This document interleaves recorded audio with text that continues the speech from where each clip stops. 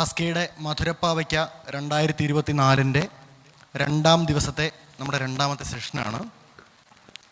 സ്വാഭാവികമായിട്ടും യുവതി യുവാക്കൾ ഒത്തുകൂടുന്ന ചർച്ചകൾ നടക്കുന്നൊരിടമാകുമ്പോൾ മനുഷ്യൻ്റെ നിത്യജീവിതത്തെ സംബന്ധിക്കുന്ന വിഷയങ്ങൾ അവിടെ ചർച്ച ചെയ്യുക എന്നത് നമ്മൾ മുന്നോട്ട് വയ്ക്കേണ്ട വലിയൊരു രാഷ്ട്രീയമാണ്.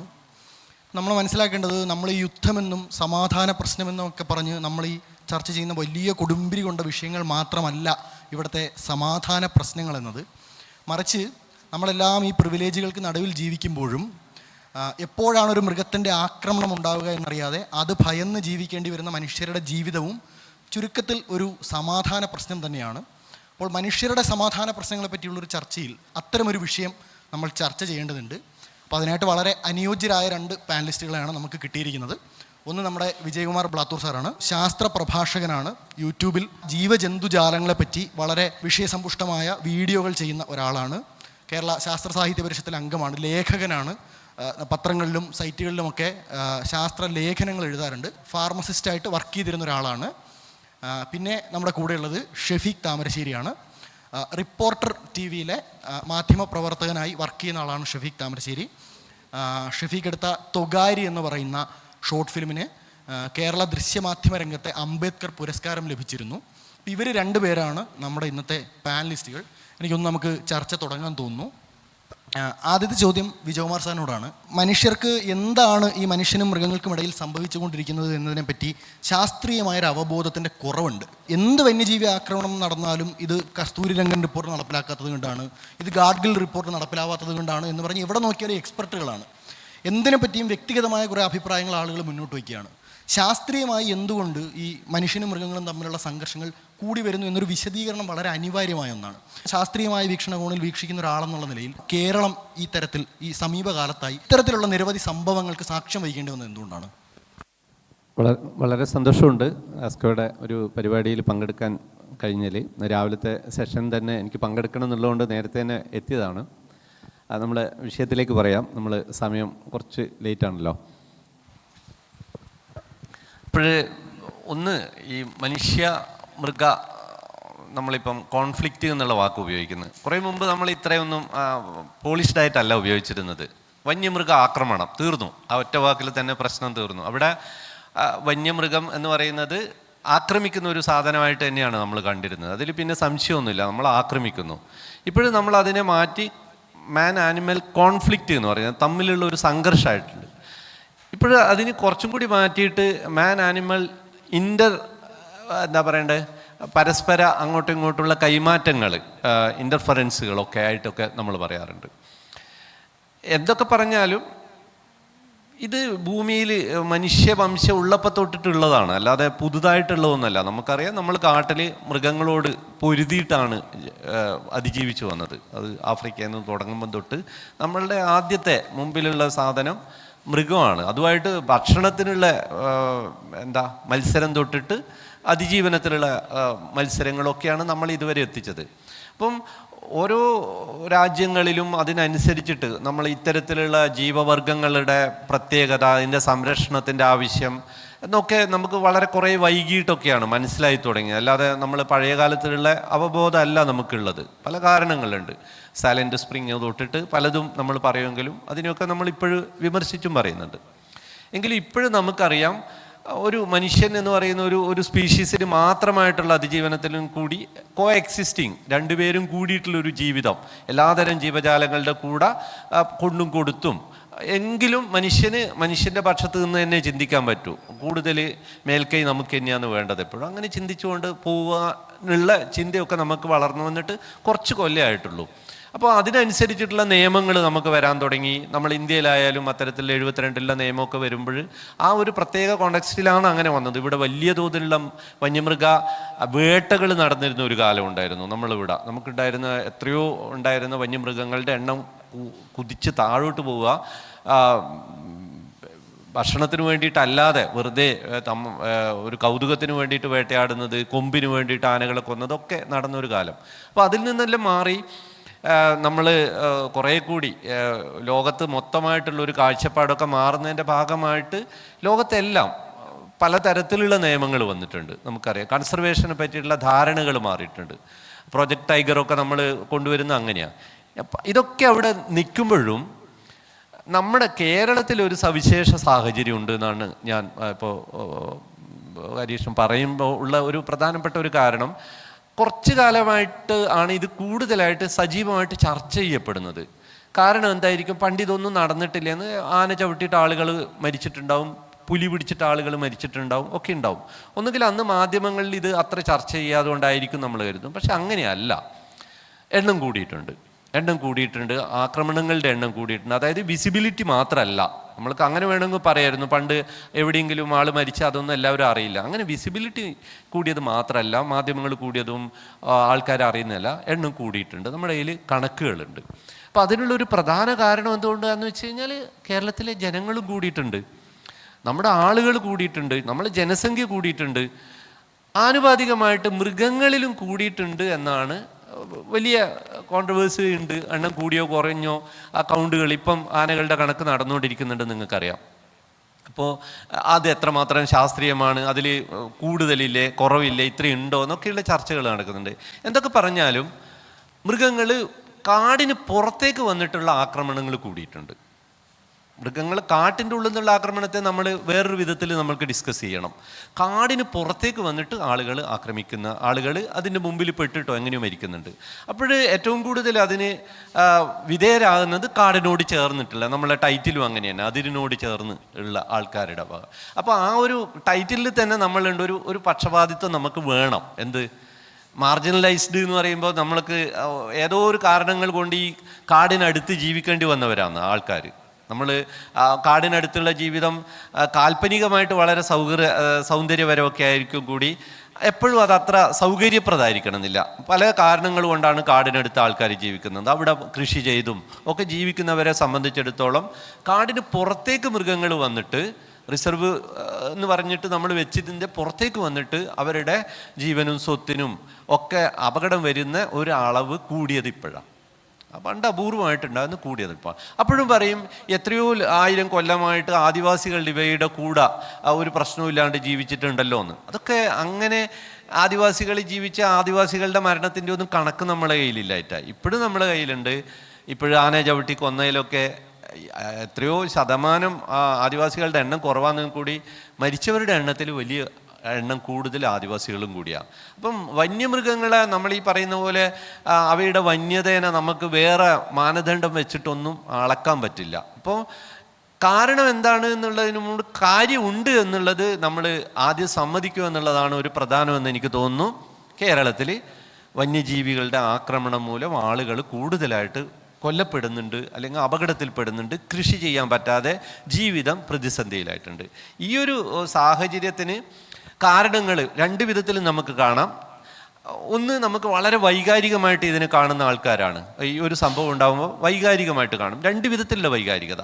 ഒന്ന്, കാൽപ്പനികമായിട്ട് നമുക്ക് വേണമെങ്കിൽ നമുക്കിതൊന്നും നേരിട്ട് ബാധിക്കാത്തവർക്ക് പറയാവുന്ന എന്താ, ഈ ഭൂമി എല്ലാവർക്കും ജീവിക്കാനുള്ളതാണ്, ആന എന്ന് പറയുന്ന ജീവിയും കൂടി നമ്മുടെ കൂടെ ജീവിക്കേണ്ടതാണ്, ആനക്ക് ഭക്ഷണം കിട്ടായിട്ടാണ് കാട്ടിൽ നിന്ന് ഇറങ്ങുന്നത്, ഭക്ഷണം നൽകേണ്ടത് നമ്മുടെ ഒരു ഉത്തരവാദിത്വമാണ്, ആന പോലെയുള്ള വളരെ ഈ പ്രശ്നം ഉള്ള ലോകത്ത് വംശനാശ ഭീഷണി നേരിടുന്ന ഒരു ആനയുടെ സംരക്ഷിക്കാൻ വേണ്ടി 5-10 പേര് ചത്തുപോയാലും അതൊന്നും ഒരു വിഷയമല്ല എന്ന് പോലും പറയാതെ പറയുന്ന കാൽപ്പനികതയുള്ള ഒരാൾക്കാരുണ്ട്. അതൊന്നും നേരിട്ട് ബാധിക്കാത്തവരാ.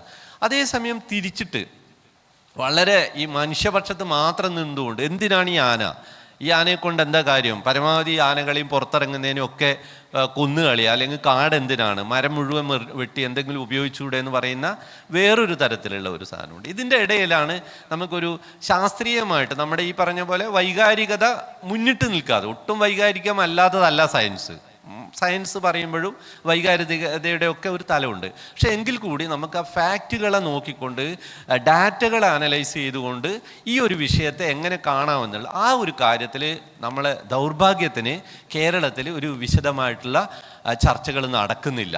ഒന്നുകിൽ ആനകളോ ഇതേപോലത്തെ കടുവകളോ ആക്രമിക്കുമ്പോൾ അതിൻ്റെ പെട്ടെന്നുണ്ടാകുന്ന ഒരു ഇമോഷണൽ ആയിട്ടുള്ള ന്യൂസ് വാല്യൂയുടെ പുറകെ പോകുന്ന ഒരു മീഡിയ, രണ്ടാമത്തേത് ഇത് ഭയങ്കരമായിട്ട് അതിനെ എക്സ്പ്ലോയിറ്റ് ചെയ്തുകൊണ്ട് ആ ഒരു സംഭവങ്ങളെ ഏതെങ്കിലും വിധത്തിലുള്ള ബാർഗെയിനിങ്ങിനടക്കം, അതായത് അവർക്ക് ജോലി ഇടുക, അല്ലെങ്കിൽ നഷ്ടപരിഹാരം 10 ലക്ഷം പോരാ 1 കോടി വേണമെന്ന് പറഞ്ഞുകൊണ്ട് വയ്ക്കുക. ഇതിനെല്ലാം കാരണം ഈ കാടാണ്, ഈ കാടും അതിൻ്റെ ചുറ്റുമുള്ളതൊക്കെ കുറഞ്ഞു കഴിഞ്ഞാൽ ഈ പ്രശ്നം തീരും എന്നൊക്കെ പറയുന്ന നേരെ റിവേഴ്സ് ആയിട്ടുള്ള ഒരു സാധനം. അപ്പം ഇതിന് കാരണങ്ങൾ നമുക്കറിയാം. ഒന്ന്, മനുഷ്യരുടെ എണ്ണം കൂടി, മൃഗങ്ങളുടെ എണ്ണം കൂടി, കോൺഫ്ലിക്റ്റ് കൂടും. നമുക്കിനി പരിഹാരം എന്ന് പറയുന്നത് രണ്ടിലൊന്നാണ്. മനുഷ്യരുടെ എണ്ണം കുറക്കുക എന്നുള്ളതാണ് ഒരു പരിഹാരം. അല്ലെങ്കിൽ ഈ ചുറ്റും അവിടെയുള്ള നമുക്ക് എല്ലാവർക്കും ആത്മഹത്യ ചെയ്യാനൊന്നും പറ്റില്ല. എണ്ണം കുറക്കാൻ വേണ്ടിയിട്ട് ഇനിയൊന്നും ആരും കുഞ്ഞുങ്ങൾ ഉണ്ടാക്കാതിരിക്കാം എന്ന് പറഞ്ഞിട്ടില്ല. നിലവിൽ തന്നെ കുറഞ്ഞുകൊണ്ടൊക്കെ നിൽക്കുകയാണ് കേരളത്തിലെ അവസ്ഥ. എങ്കിലും നിലവിൽ 3.5 കോടി ആളും 30% കാടും അതിൽ മുഴുവൻ ഇത്രയധികം ബയോഡൈവേഴ്സിറ്റിയും ഇത്രയധികം വന്യമൃഗങ്ങളും ഉള്ള ഒരു പ്രദേശം ഭൂമിയിൽ ഉണ്ടാവില്ല. ബാക്കി എല്ലാ സ്ഥലത്തും കാടിൻ്റെ അളവ്, ഇപ്പം ഞാൻ അരുണാചലിലൊക്കെ സഞ്ചരിക്കുന്ന ആളാണ്. അരുണാചലിലൊക്കെ എത്രയോ 1000 ചതുരശ്ര കിലോമീറ്ററുള്ള കാടിൽ ആകെയുള്ള ജനം എന്ന് പറയുന്ന ചെറിയ പോക്കറ്റുകളിലുള്ള കുറച്ച് ആദിവാസികൾ മാത്രമാണ്. നമ്മളിവിടെ അങ്ങനെയല്ല. ഈ വരമ്പ് വെച്ച് കഴിഞ്ഞാൽ ഇപ്പുറത്ത് ജില്ലാ സമ്മേളനം നടക്കുന്ന പോലെ ആൾക്കാർക്ക് അവരുടേതായിട്ടുള്ള ആവശ്യങ്ങളുണ്ട്. കുട്ടികൾ സ്കൂളിൽ പോകണം. കൂടാതെ മൂന്നാമത്തത്, ഞാൻ വടക്കേ ഇന്ത്യയിലൊക്കെ സഞ്ചരിക്കുമ്പോൾ അവിടെ ഒരു പുലി പിടിച്ചാൽ ആരും അത് അത്ര കാര്യമാക്കില്ല. അതൊക്കെ വിധിയായിട്ട് കണക്കാക്കും. അതായത് നമ്മൾ അങ്ങനെയല്ല, നമ്മളെ അവകാശത്തിന് പറ്റിയിട്ടും അവിടെ അത്ര വലിയ ഇതൊന്നുമില്ല. ഇപ്പോൾ ഒരാളെ പുലി പിടിച്ചു എന്ന് വിചാരിച്ചിട്ട് അതിനിപ്പോൾ ഇത്ര നെഞ്ഞത്തടിക്കാനൊക്കെ ഉണ്ട്. അത് ആൾക്കാർ പനി പിടിച്ച് മരിക്കുന്നില്ല എന്ന് വിചാരിക്കുന്നത് പോലെ മാത്രം. നമുക്ക് അങ്ങനെയല്ല. നമുക്കിത് ഒഴിവാക്കാൻ പറ്റുന്നതായിരുന്നു എന്നുള്ളൊരു ധാരണയുള്ള ഒരു കുറേ കൂടി അവകാശബോധങ്ങളൊക്കെ ഉള്ളവരാണ് നമ്മൾ. അതുപോലെ കാടിൻ്റെ അളവ് എന്ന് പറയുന്നത് നമ്മളെ അതിരുകളിലേക്ക് തൊട്ടടുത്ത് കൃഷി വരികയും ചെയ്യുന്നുണ്ട് നമുക്ക്. അപ്പം ഇങ്ങനെയൊക്കെയുള്ള കുറേ പ്രതിസന്ധികളുള്ളപ്പോൾ ഒരു വലിയ ചർച്ച ഇതിൽ നടക്കേണ്ടതാണ്. വൈകാരികത മാറ്റിവെച്ച് ചെയ്യേണ്ടതാണ് എന്നാണ് എൻ്റെ ഒരു അഭിപ്രായം. അതിന് സയൻസിന് ഉപയോഗിക്കണം. ആ സയൻസിന് ഉപയോഗിക്കുമ്പോൾ അതിലും ഈ സയൻസ് എന്ന് പറഞ്ഞിട്ടും എന്തും കൊണ്ടുവരാവുന്ന ഒരു സാഹചര്യമുണ്ട്. അതിനെ നമുക്ക് തിരിച്ചറിയാമെന്നാണ് എനിക്കൊന്ന് പറയാം. ഞാൻ ക്ലിയർ ആണോ പറഞ്ഞത്? അപ്പോൾ ഷഫീഖിനോട് ഉള്ള ചോദ്യം എന്ന് പറയുമ്പോൾ, മനുഷ്യനും മൃഗവും തമ്മിലുള്ള സംഘർഷം എന്ന് പറയുമ്പോൾ തന്നെ ഏതു മനുഷ്യർ എന്നുള്ളൊരു ചോദ്യം അതിൻ്റെ അകത്ത് തന്നെ ഉണ്ട്. അതുകൊണ്ടാണ് നമ്മുടെ സെഷൻ്റെ പേര് തന്നെ അതിരിൻ്റെ അരികിലുള്ളവർ എന്നാണ്. നമ്മളീ പറഞ്ഞ പോലെ ഈ നഗരവാരിധി നടുവിലിരിക്കുന്ന നമ്മളൊന്നും ഇതിനാൽ ബാധിക്കപ്പെടുന്ന മനുഷ്യരല്ല. ഇതിൽ ബാധിക്കപ്പെടുന്ന മനുഷ്യർ എന്ന് പറയുന്നത് ചില പ്രത്യേക വിഭാഗത്തിൽപ്പെട്ട മനുഷ്യരാണ്. അപ്പം അതിന് ശാസ്ത്രീയമായ കാരണങ്ങളല്ല ഉള്ളത്. അപ്പം മൃഗം എന്തുകൊണ്ട് ആക്രമിക്കുന്നു എന്നതിന് നമുക്ക് ശാസ്ത്രീയമായ ഉത്തരമുണ്ട്. പക്ഷെ അതിൽ ബാധിക്കപ്പെടുന്നത് ചില മനുഷ്യർ മാത്രമായി പോയത് എന്ത് എന്നത് നമുക്ക് സാമൂഹ്യശാസ്ത്രപരമായിട്ടേ നമുക്ക് മനസ്സിലാക്കാൻ പറ്റൂ. ഇപ്പോൾ ഷഫീഖ് ഈ പറഞ്ഞ മലയോര മേഖലകളിലൊക്കെയുള്ള മനുഷ്യരെ പറ്റി കൂടുതൽ പഠിക്കുകയും അതിൽ ഇൻട്രസ്റ്റഡ് ആവുകയും അവരെ ഒബ്സർവ് ചെയ്തിട്ടുള്ള ഒരാളെന്നുള്ള നിലയിൽ അത്തരം മനുഷ്യർ ഇതിൽ ബാധിക്കപ്പെടുന്നവരായി പോയതിൻ്റെ കാരണങ്ങളായി, ചരിത്രപരവും സാമൂഹികപരവുമായ കാരണങ്ങളായി ഷഫീഖ് മനസ്സിലാക്കുന്നത് എന്താണ്? നമസ്കാരം. ആ ചോദ്യത്തിൽ തന്നെ അതിനകത്തുള്ള രാഷ്ട്രീയമുണ്ട്. അതായത് ഈ മനുഷ്യ വന്യജീവി സംഘർഷം എന്ന് നമ്മൾ വിളിക്കുമ്പോൾ തന്നെയും കേരളത്തിൻ്റെ ഒരു മുഖ്യധാരാ സമൂഹത്തിൻ്റെ പരിച്ഛേദമായി നിൽക്കുന്ന മനുഷ്യരും വന്യജീവികളും തമ്മിലുള്ളൊരു സംഘർഷമല്ല ഇത്. ആരാണ് ഈ വന്യജീവികളുമായി ഒരു അപകട മുനമ്പിൽ നേർക്കുനേർ ജീവിതം നയിക്കേണ്ടി വരുന്നത്, അല്ലെങ്കിൽ അത്തരമൊരു ജീവിതം നയിക്കാനായി വിധിക്കപ്പെട്ട മനുഷ്യരാരാണ്?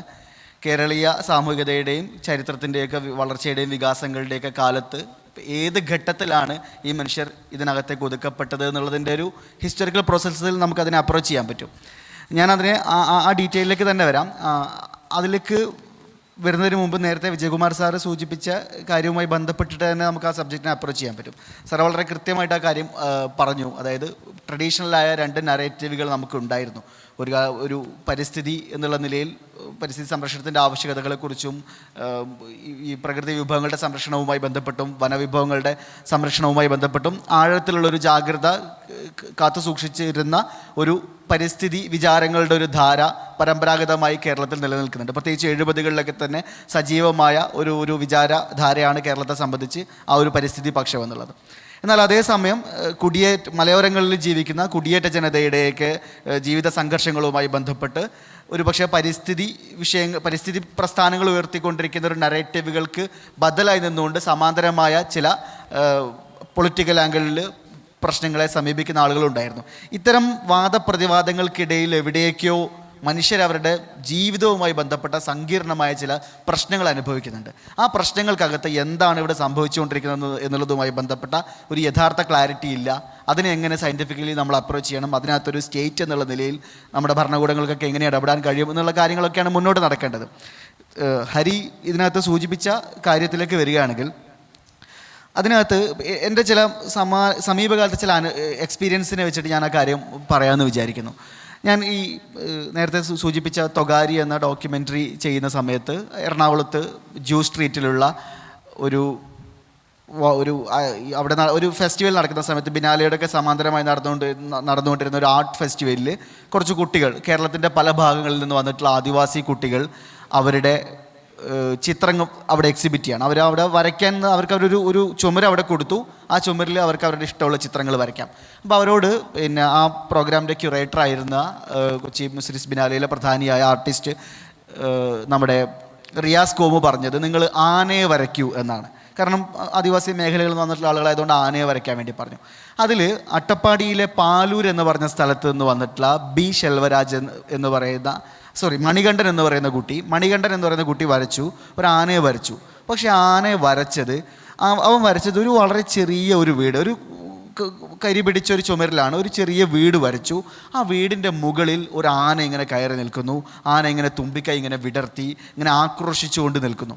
അപ്പം നമ്മളിപ്പോൾ സാധാരണ ഇപ്പോൾ നമ്മുടെ നാട്ടിൽ ഉള്ളൊരു കുട്ടിയോട്, അല്ലെങ്കിൽ ഇപ്പോൾ തിരുവനന്തപുരത്ത് ഈ പരിസരങ്ങളിൽ എവിടെയെങ്കിലുമുള്ള എറണാകുളത്തൊക്കെയുള്ള കോഴിക്കോടൊക്കെയുള്ള ഒരു കുട്ടിയോട് ഒരു ആനയെ വരയ്ക്കാൻ പറഞ്ഞാൽ സ്വാഭാവികമായും അവൻ വരയ്ക്കാൻ പോകുന്ന ഒരു പക്ഷേ ഒരു ഉത്സവ പറമ്പിലൊക്കെ കൊണ്ട് നിർത്തിയിരിക്കുന്ന നെറ്റിപ്പട്ടമൊക്കെ കെട്ടിയ സുന്ദരമായ ഒരു ആനയായിരിക്കും. പക്ഷേ ഇവൻ വരച്ചിട്ടുള്ളത് അവൻ്റെ വീട് എന്ന് പറയാൻ പറ്റില്ല, അവൻ്റെ കൂരയ്ക്ക് മുകളിൽ നിന്നിട്ട് തുമ്പിക്കൈ വിടർത്തി ആക്രോശിച്ചുകൊണ്ട് നിൽക്കുന്ന ഒരു ആനയാണ് അവൻ വരച്ചത്. അപ്പോൾ അവനോട് അതിനെക്കുറിച്ച് എന്തുകൊണ്ട് അങ്ങനെ വരച്ചത് മോനെ എന്ന് ചോദിക്കുന്ന സമയത്താണ് അവൻ സംസാരിക്കുമ്പോഴാണ് നമുക്ക് കാര്യങ്ങൾ മനസ്സിലാവുന്നത്.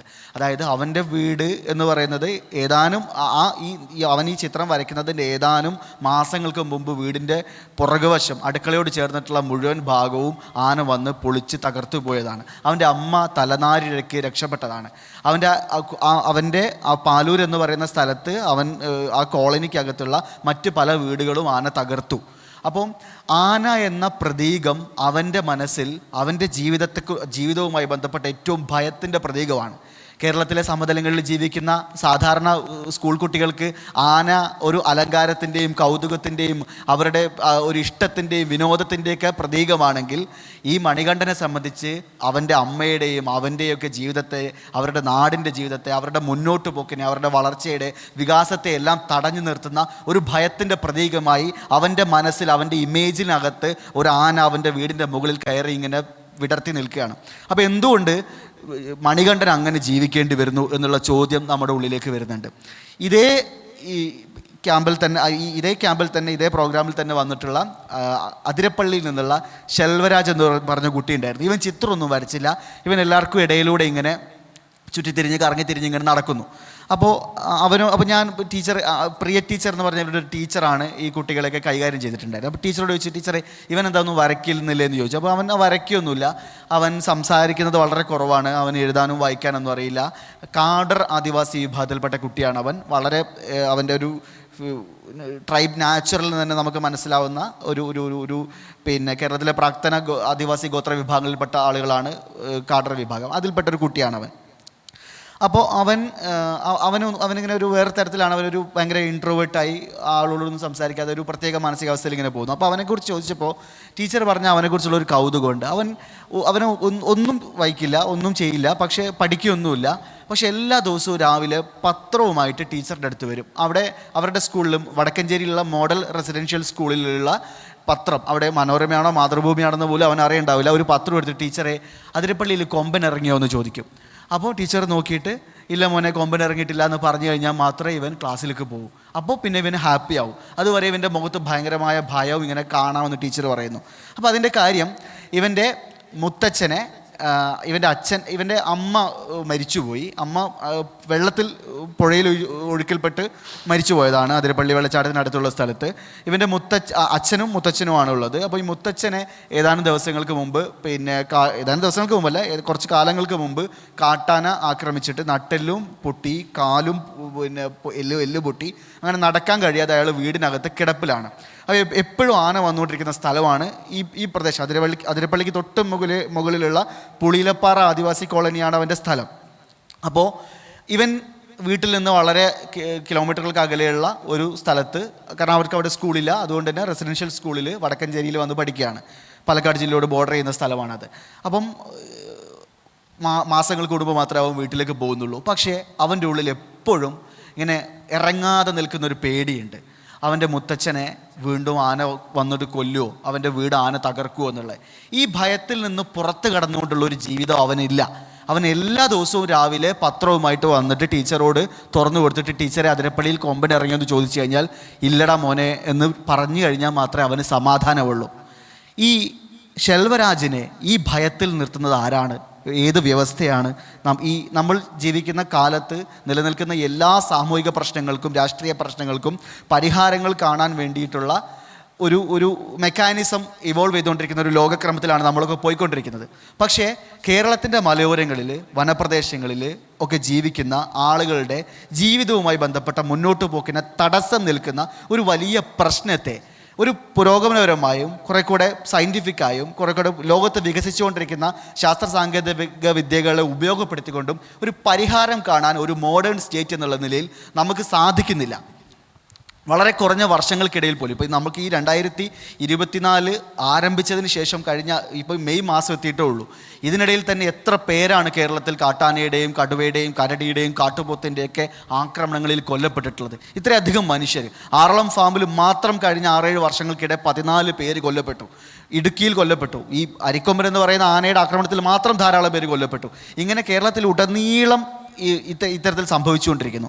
നമ്മൾ ഈ ഒരു കണക്ക് പരിശോധിക്കുകയാണെങ്കിൽ കേരളത്തിൽ 200ഓളം പഞ്ചായത്തുകളിലായി 30 ലക്ഷം ആളുകളാണ് ഈ വനാതിർത്തി ഗ്രാമങ്ങളിൽ കഴിയുന്നത്. അതിൽ തന്നെ വനത്തിനകത്ത് കഴിയുന്ന 1 ലക്ഷത്തോളം ആദിവാസികളും അല്ലാത്ത വിഭാഗത്തിൽപ്പെട്ട 5 ലക്ഷത്തോളം ആളുകളുണ്ട്.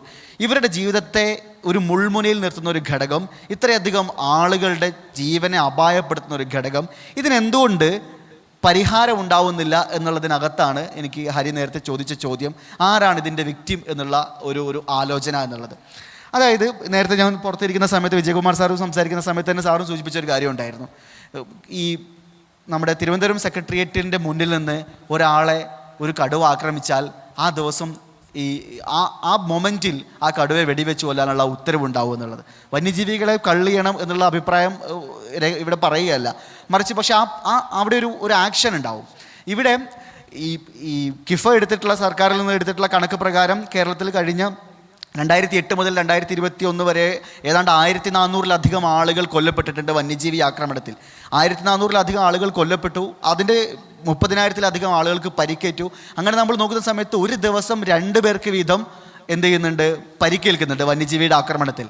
അതേപോലെ തന്നെ പാമ്പ് കടി ഏറ്റുള്ള മരണങ്ങൾ കൂടി ഉൾപ്പെടുത്തുകയാണെങ്കിൽ ഓരോ 3 ദിവസവും കൂടുമ്പോൾ എന്ത് ചെയ്യുന്നുണ്ട്, മലയോരങ്ങളിലുള്ള ആളുകൾ കൊല്ലപ്പെടുന്നുണ്ട് വന്യജീവികളുടെ ആക്രമണങ്ങൾ. ഇത്രയധികം ആളുകളുടെ ജീവിതത്തെ ബാധിക്കുന്ന ഒരു പ്രശ്നം എറണാകുളത്തോ കോഴിക്കോടോ തിരുവനന്തപുരത്തോ കേരളത്തിൻ്റെ ഏതെങ്കിലും സമതല പ്രദേശങ്ങളിലോ ജീവിക്കുന്ന മനുഷ്യരെ ബാധിക്കുന്ന വിഷയമായിരുന്നെങ്കിൽ ഇതിനൊരു പരിഹാരം ഉണ്ടായേനെ. പക്ഷേ ഇത് ബാധിക്കുന്നത് കുടിയേറ്റക്കാരും തോട്ടം തൊഴിലാളികളും ദളിതരും ആദിവാസികളുമായ കേരളീയ സമൂഹത്തിൻ്റെ ഏറ്റവും അരികിൽ ജീവിക്കുന്ന മനുഷ്യരുടെ ആണ് എന്നുള്ളത് കൊണ്ടാണ് ഈ പ്രശ്നത്തിന് പരിഹാരമില്ലാത്തത്. ഇതേ സ്ഥലങ്ങളിൽ തന്നെ അട്ടപ്പാടിയിൽ 100 കണക്കിന് ആദിവാസികൾ ഇങ്ങനെ കാട്ടാനയുടെ ആക്രമണത്തിൽ കൊല്ലപ്പെട്ടുകൊണ്ടിരിക്കുന്ന സമയത്ത് തന്നെ അവിടെ കേരളത്തിലെ സമ്പന്നരായ ആളുകൾ ഏക്കർ കണക്കിന് തോട്ടം വാങ്ങി കൂട്ടുന്നുണ്ട്. ആ തോട്ടങ്ങൾക്കൊന്നും വന്യജീവിയുടെ ആക്രമണം ബാധിക്കുന്നില്ല. കാരണം അവരെ സംബന്ധിച്ച് എന്ത് ചെയ്യാൻ പറ്റുന്നുണ്ട്, വളരെ സ്ട്രോങ് ആയ ഒരു ഇലക്ട്രിക് ഫെൻസിങ്ങും സംവിധാനങ്ങളും വെച്ചുകൊണ്ട് കൃത്യമായ മതിലുകൾ തീർത്ത്. കാരണം കേരളത്തിൽ അട്ടപ്പാടിയിൽ ഇന്ന് ഭൂമി സ്വന്തമായിട്ടില്ലാത്ത ഒരു പ്രമുഖനും ഇല്ല എന്നാണ് പൊതുവെ പറഞ്ഞു കേൾക്കാറുള്ളത്. അത്രമേൽ എല്ലാ ആളുകൾക്കും അട്ടപ്പാടിയിൽ ഭൂമിയുണ്ട്.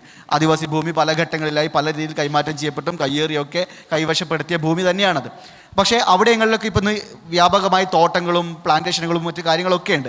ഇവിടേക്ക് ഇവർക്ക് ചെയ്യുന്ന കാര്യം വളരെ കൃത്യമായ ഫെൻസിങ്ങും കിടങ്ങുകളും മതിലുകളൊക്കെ തീർത്തിട്ട് ഇവരിതിനകത്ത് കൃഷി ചെയ്യുന്നു. പക്ഷെ അതേ സ്ഥലത്ത് പരമ്പരാഗതമായി നൂറ്റാണ്ടുകളായി ജീവിക്കുന്ന മനുഷ്യർക്ക്, ആദിവാസികൾക്ക്, തമിഴ് തൊഴിലാളികൾക്കൊക്കെ തന്നെ അവിടെ ജീവിക്കാൻ കഴിയാത്ത അവസ്ഥ. കാരണം ഇവിടെ പരമ്പരാഗതമായ ആനത്താരകളെ കൊട്ടി അടച്ചുകൊണ്ട് വളരെ സ്ട്രോങ് ആയ ഫെൻസിങ് സംവിധാനങ്ങൾ വെച്ചിട്ട് പുറത്തുനിന്ന് വന്നുള്ള ആളുകൾ ഭൂമി കയ്യേറി അവരുടെ ഒരു എക്കോസിസ്റ്റത്തെ പാരലായി മെയിൻറ്റെയിൻ ചെയ്യുമ്പോൾ ഈ അവരുടെ ട്രഡീഷണൽ വേ നഷ്ടപ്പെട്ട ആനകൾ പിന്നീട് ചെന്ന് കയറുന്നത് ഈ പറയുന്ന ആദിവാസി ഊരുകളിലേക്കാണ്. അവരുടെ ജീവിതമാണ് ഭയത്തിലേക്ക് വഴിമാറുന്നത്. ഇത് ഭയത്തിൽ ജീവിക്കേണ്ടി വരുന്നു എന്നുള്ളതുമായി മാത്രം ബന്ധപ്പെട്ട പ്രശ്നമല്ല. ഇത് പിന്നെ എല്ലാ സമയത്തും നമ്മളുടെ ഒരു ഇമോഷണൽ ട്രോമ എന്ന് പറയുന്നൊരു പ്രശ്നമുണ്ടല്ലോ. അതായത് ഇപ്പോൾ തൻ്റെ അച്ഛൻ ഒരു തോട്ടം തൊഴിലാളിയാണ്. തോട്ടം തൊഴിലാളിയായ ഒരു മനുഷ്യൻ രാവിലെ വീട്ടിൽ നിന്ന് ഇറങ്ങി അയാളുടെ തോട്ടത്തിൽ കൂലിപ്പണിക്ക് പോയിട്ട് വൈകിട്ട് ഒരു 6-6:30 ആവുന്ന സമയത്ത് അയാൾ തിരിച്ച് എത്തിയിട്ടില്ലെങ്കിൽ ആ വീട്ടിലുള്ള ആളുകൾ അനുഭവിക്കുന്ന ഒരു മാനസികാവസ്ഥയുണ്ട്. ഇത് ഒരു ദിവസവും ഇവരുടെ ജീവിതത്തിൽ നിന്ന് ഇറങ്ങി പോകുന്നില്ല. ഇതേ ദിവസങ്ങളിലാണ് തൊട്ടടുത്ത ഏതെങ്കിലും ഒരു വീട്ടിൽ ഒരാൾ കാട്ടാനയുടെ ആക്രമണത്തിൽ കൊല്ലപ്പെട്ടിട്ടുണ്ടാവുക. അപ്പോൾ ആ പ്രദേശങ്ങളിലൊക്കെയുള്ള വീടുകളിലെ കുട്ടികളുടെ അവസ്ഥ എന്താ? അവർ സ്കൂളിൽ പോകുമ്പം അവരുടെ സ്കൂളിലേക്കുള്ള വഴികളിൽ തടസ്സമായി ആനയും കടുവയും ഇറങ്ങി നിൽക്കുകയാണ്. ഇപ്പോൾ ഈ നമ്മുടെ സിംഗുകണ്ഠം, മൂന്നാറിൽ അരിക്കൊമ്പൻ ഇറങ്ങി ഈ വിഷയം ഉണ്ടാക്കിയ സ്ഥലങ്ങളിലൊക്കെ സ്കൂളുകളിൽ കുട്ടികൾ വരുന്നില്ല. സ്കൂളുകളിൽ കുട്ടികൾ വരാതിരിക്കുന്നതിൻ്റെ കാരണം എന്താ? ആ കാരണം ഇവരുടെ ഊരുകളിൽ നിന്നും സ്കൂളുകളിലേക്കുമുള്ള വഴിയിൽ എല്ലാ ദിവസവും രാവിലെകളിലും വൈകുന്നേരങ്ങളിലുമായിട്ട് ആനയും കടുവയൊക്കെ ഇറങ്ങി നിൽക്കുകയാണ്. അപ്പോൾ സ്വാഭാവികമായിട്ട് ഇവർക്ക് എന്താവില്ല, ഇവരെ ജീവിതത്തിൻ്റെ മുന്നോട്ടുള്ള സാധ്യതകളിൽ നിന്ന് കൂടിയാണ് ഈ കുട്ടികളെ തടസ്സപ്പെടുത്തി നിർത്തുന്നത് ഇത്തരം ഘടകങ്ങൾ. അതുമാത്രമല്ല, ഇതേപോലെ തന്നെ പല പ്രദേശങ്ങളും എന്ത് ചെയ്തു, ഒരു കാലത്ത് സമ്പൽ സമൃദ്ധമായിരുന്ന കാർഷിക സമൃദ്ധിയുടെയൊക്കെ ഭൂതകാലം ഉണ്ടായിരുന്ന, അത്തരത്തിൽ വലിയ രീതിയിൽ ഒരു ലോക്കൽ എക്കണോമി വർക്ക് ചെയ്തുകൊണ്ടിരുന്ന പ്രദേശങ്ങൾ എന്ത് ചെയ്യാണ്, താഴേക്ക് ഇറങ്ങിക്കൊണ്ടിരിക്കുകയാണ്. കാരണം ഒരു കാലത്ത് അവിടെ ഒരുപാട് പലചരക്ക് കടകളുണ്ടായിരുന്നു, പോസ്റ്റ് ഓഫീസ് ഉണ്ടായിരുന്നു, കടകളുണ്ടായിരുന്നു, കൃഷി ഉണ്ടായിരുന്നു. ഈ കൃഷി ചെയ്യുന്ന മലഞ്ചരക്കുകൾ മുഴുവൻ കൊണ്ടുവന്ന് നിൽക്കുന്ന ചെറിയ ചന്തകളുണ്ടായിരുന്നു. ഇത്തരം സ്ഥലങ്ങളൊക്കെ തന്നെ മനുഷ്യർക്ക് ജീവിക്കാൻ കഴിയാതെ അവർ ഒരർത്ഥത്തിൽ മലയിറങ്ങിക്കൊണ്ടിരിക്കുകയാണ്. അതായത് കേരളത്തിൽ ഒരു കാലത്ത് വലിയ രീതിയിൽ 2ാം ലോക മഹായുദ്ധകാലത്ത് ഭക്ഷ്യക്ഷാമമൊക്കെ അനുഭവിച്ചുകൊണ്ടിരുന്ന കാലത്ത് നിങ്ങളിതിന് പരിഹാരം കാണാൻ വേണ്ടിയിട്ട് മലമുകളിൽ പോകൂ, അവിടെ കൃഷി ചെയ്യൂ എന്ന് സർക്കാർ തീരുമാനത്തിൻ്റെ ഭാഗമായി നിർബന്ധിതരായി താഴെ തട്ടിലുള്ള മനുഷ്യരെ ഒരു കാലത്ത് നിങ്ങൾ എന്ത് ചെയ്തു, മലമുകളിലേക്ക് കൊണ്ടെത്തിച്ചു. അവരവിടെ പതിറ്റാണ്ടുകൾ കൊണ്ട് ജീവിതം കെട്ടിപ്പടുത്തു. നമ്മൾ സോക്കോൾഡ് എപ്പോഴും പറയുന്നത് പോലെ മലമ്പാമ്പിനോടും മലമ്പനിയോടും കാലാവസ്ഥയോടും എല്ലാം പോരാടി മലമുകളിൽ ജീവിതം കെട്ടിപ്പടുത്ത ഒരു ജനത അവരുടെ മക്കളുടെ മക്കൾ ജനിച്ചു വളർന്ന ഒരു ജീവിതവുമായി മുന്നോട്ട് പോകുന്ന ഒരു കാലത്ത് അവിടെ ജീവിക്കാൻ കഴിയാതെ താഴേക്ക് ഇറങ്ങുന്നു. ഒരു പോയിന്റ് കൂടി ഒരു അനുഭവം കൂടി പറഞ്ഞ് ഞാൻ അവസാനിപ്പിക്കാം. ഈ സമീപകാലത്ത് വയനാട്ടിൽ തൊണ്ടർനാട് എന്ന് പറഞ്ഞ സ്ഥലത്ത് തോമസ് എന്ന് പറയുന്ന ഒരാളെ കടുവ ആക്രമിച്ചു. സാലുച്ചായൻ എന്നാണ് അയാളെ നാട്ടുകാർ വിളിച്ചിരുന്നത്. അപ്പോൾ ഈ തോമസിൻ്റെ വീട്ടിൽ ഞാൻ റിപ്പോർട്ട് ചെയ്യാൻ വേണ്ടി പോയിട്ടുണ്ടായിരുന്നു. അന്ന് തോമസിൻ്റെ കുടുംബങ്ങളും അനിയന്മാരും മറ്റു ആളുകളായിട്ട് സംസാരിക്കുന്ന സമയത്ത് അവർ പറയുന്ന ഒരു കാര്യമുണ്ട്. അവർ കോട്ടയം ജില്ലയിലെ കടുത്തുരുത്തിയിൽ നിന്ന് ഏതാണ്ട് 40കളിൽ കുടിയേറിയ ആളുകളാണ്. ചുമ്മാർ എന്നാണ് തോമസിൻ്റെ അച്ഛൻ്റെ പേര്, ഏലിയമ്മ എന്നാണ് അമ്മയുടെ പേര്. ഈ ചുമ്മാറും ഏലിയമ്മയും കോഴിക്കോട് വന്ന് ബസ് ഇറങ്ങി വയനാട്ടിലേക്ക് നടന്ന് കയറിയവരാണ്. കോഴിക്കോട് നിന്ന് വയനാട്ടിലേക്ക് ഏതാണ്ട് ഈ പറയുന്ന പോലെ ഒരു 90 കിലോമീറ്ററിൻ്റെ ദൂരമുണ്ട് ഈ അവരുടെ സ്ഥലത്തേക്ക്. അത്രയും ദൂരം അവർ നടന്നു പോയവരാണ്. നടന്നു പോയി കാരണം അന്ന് അവർക്ക് കോഴിക്കോട് വന്നിറങ്ങുമ്പോഴേക്കും അവർ സ്വരുക്കൂട്ടിയിരുന്ന പൈസ മുഴുവൻ തീർന്നു. പിന്നെ വയനാട്ടിലേക്ക് വണ്ടി പിടിക്കാനുള്ള കാശില്ല. അങ്ങനെ അവർ ദിവസങ്ങളെടുത്ത് നടന്ന് വയനാട്ടിലേക്ക് എത്തി. അവിടെ ഒരു സ്ഥലത്ത് ഈ പറഞ്ഞ പോലെ സ്ഥലം കണ്ടെത്തി അങ്ങനെ ജീവിതം കെട്ടിപ്പടുത്ത മനുഷ്യരാണ് അവർ.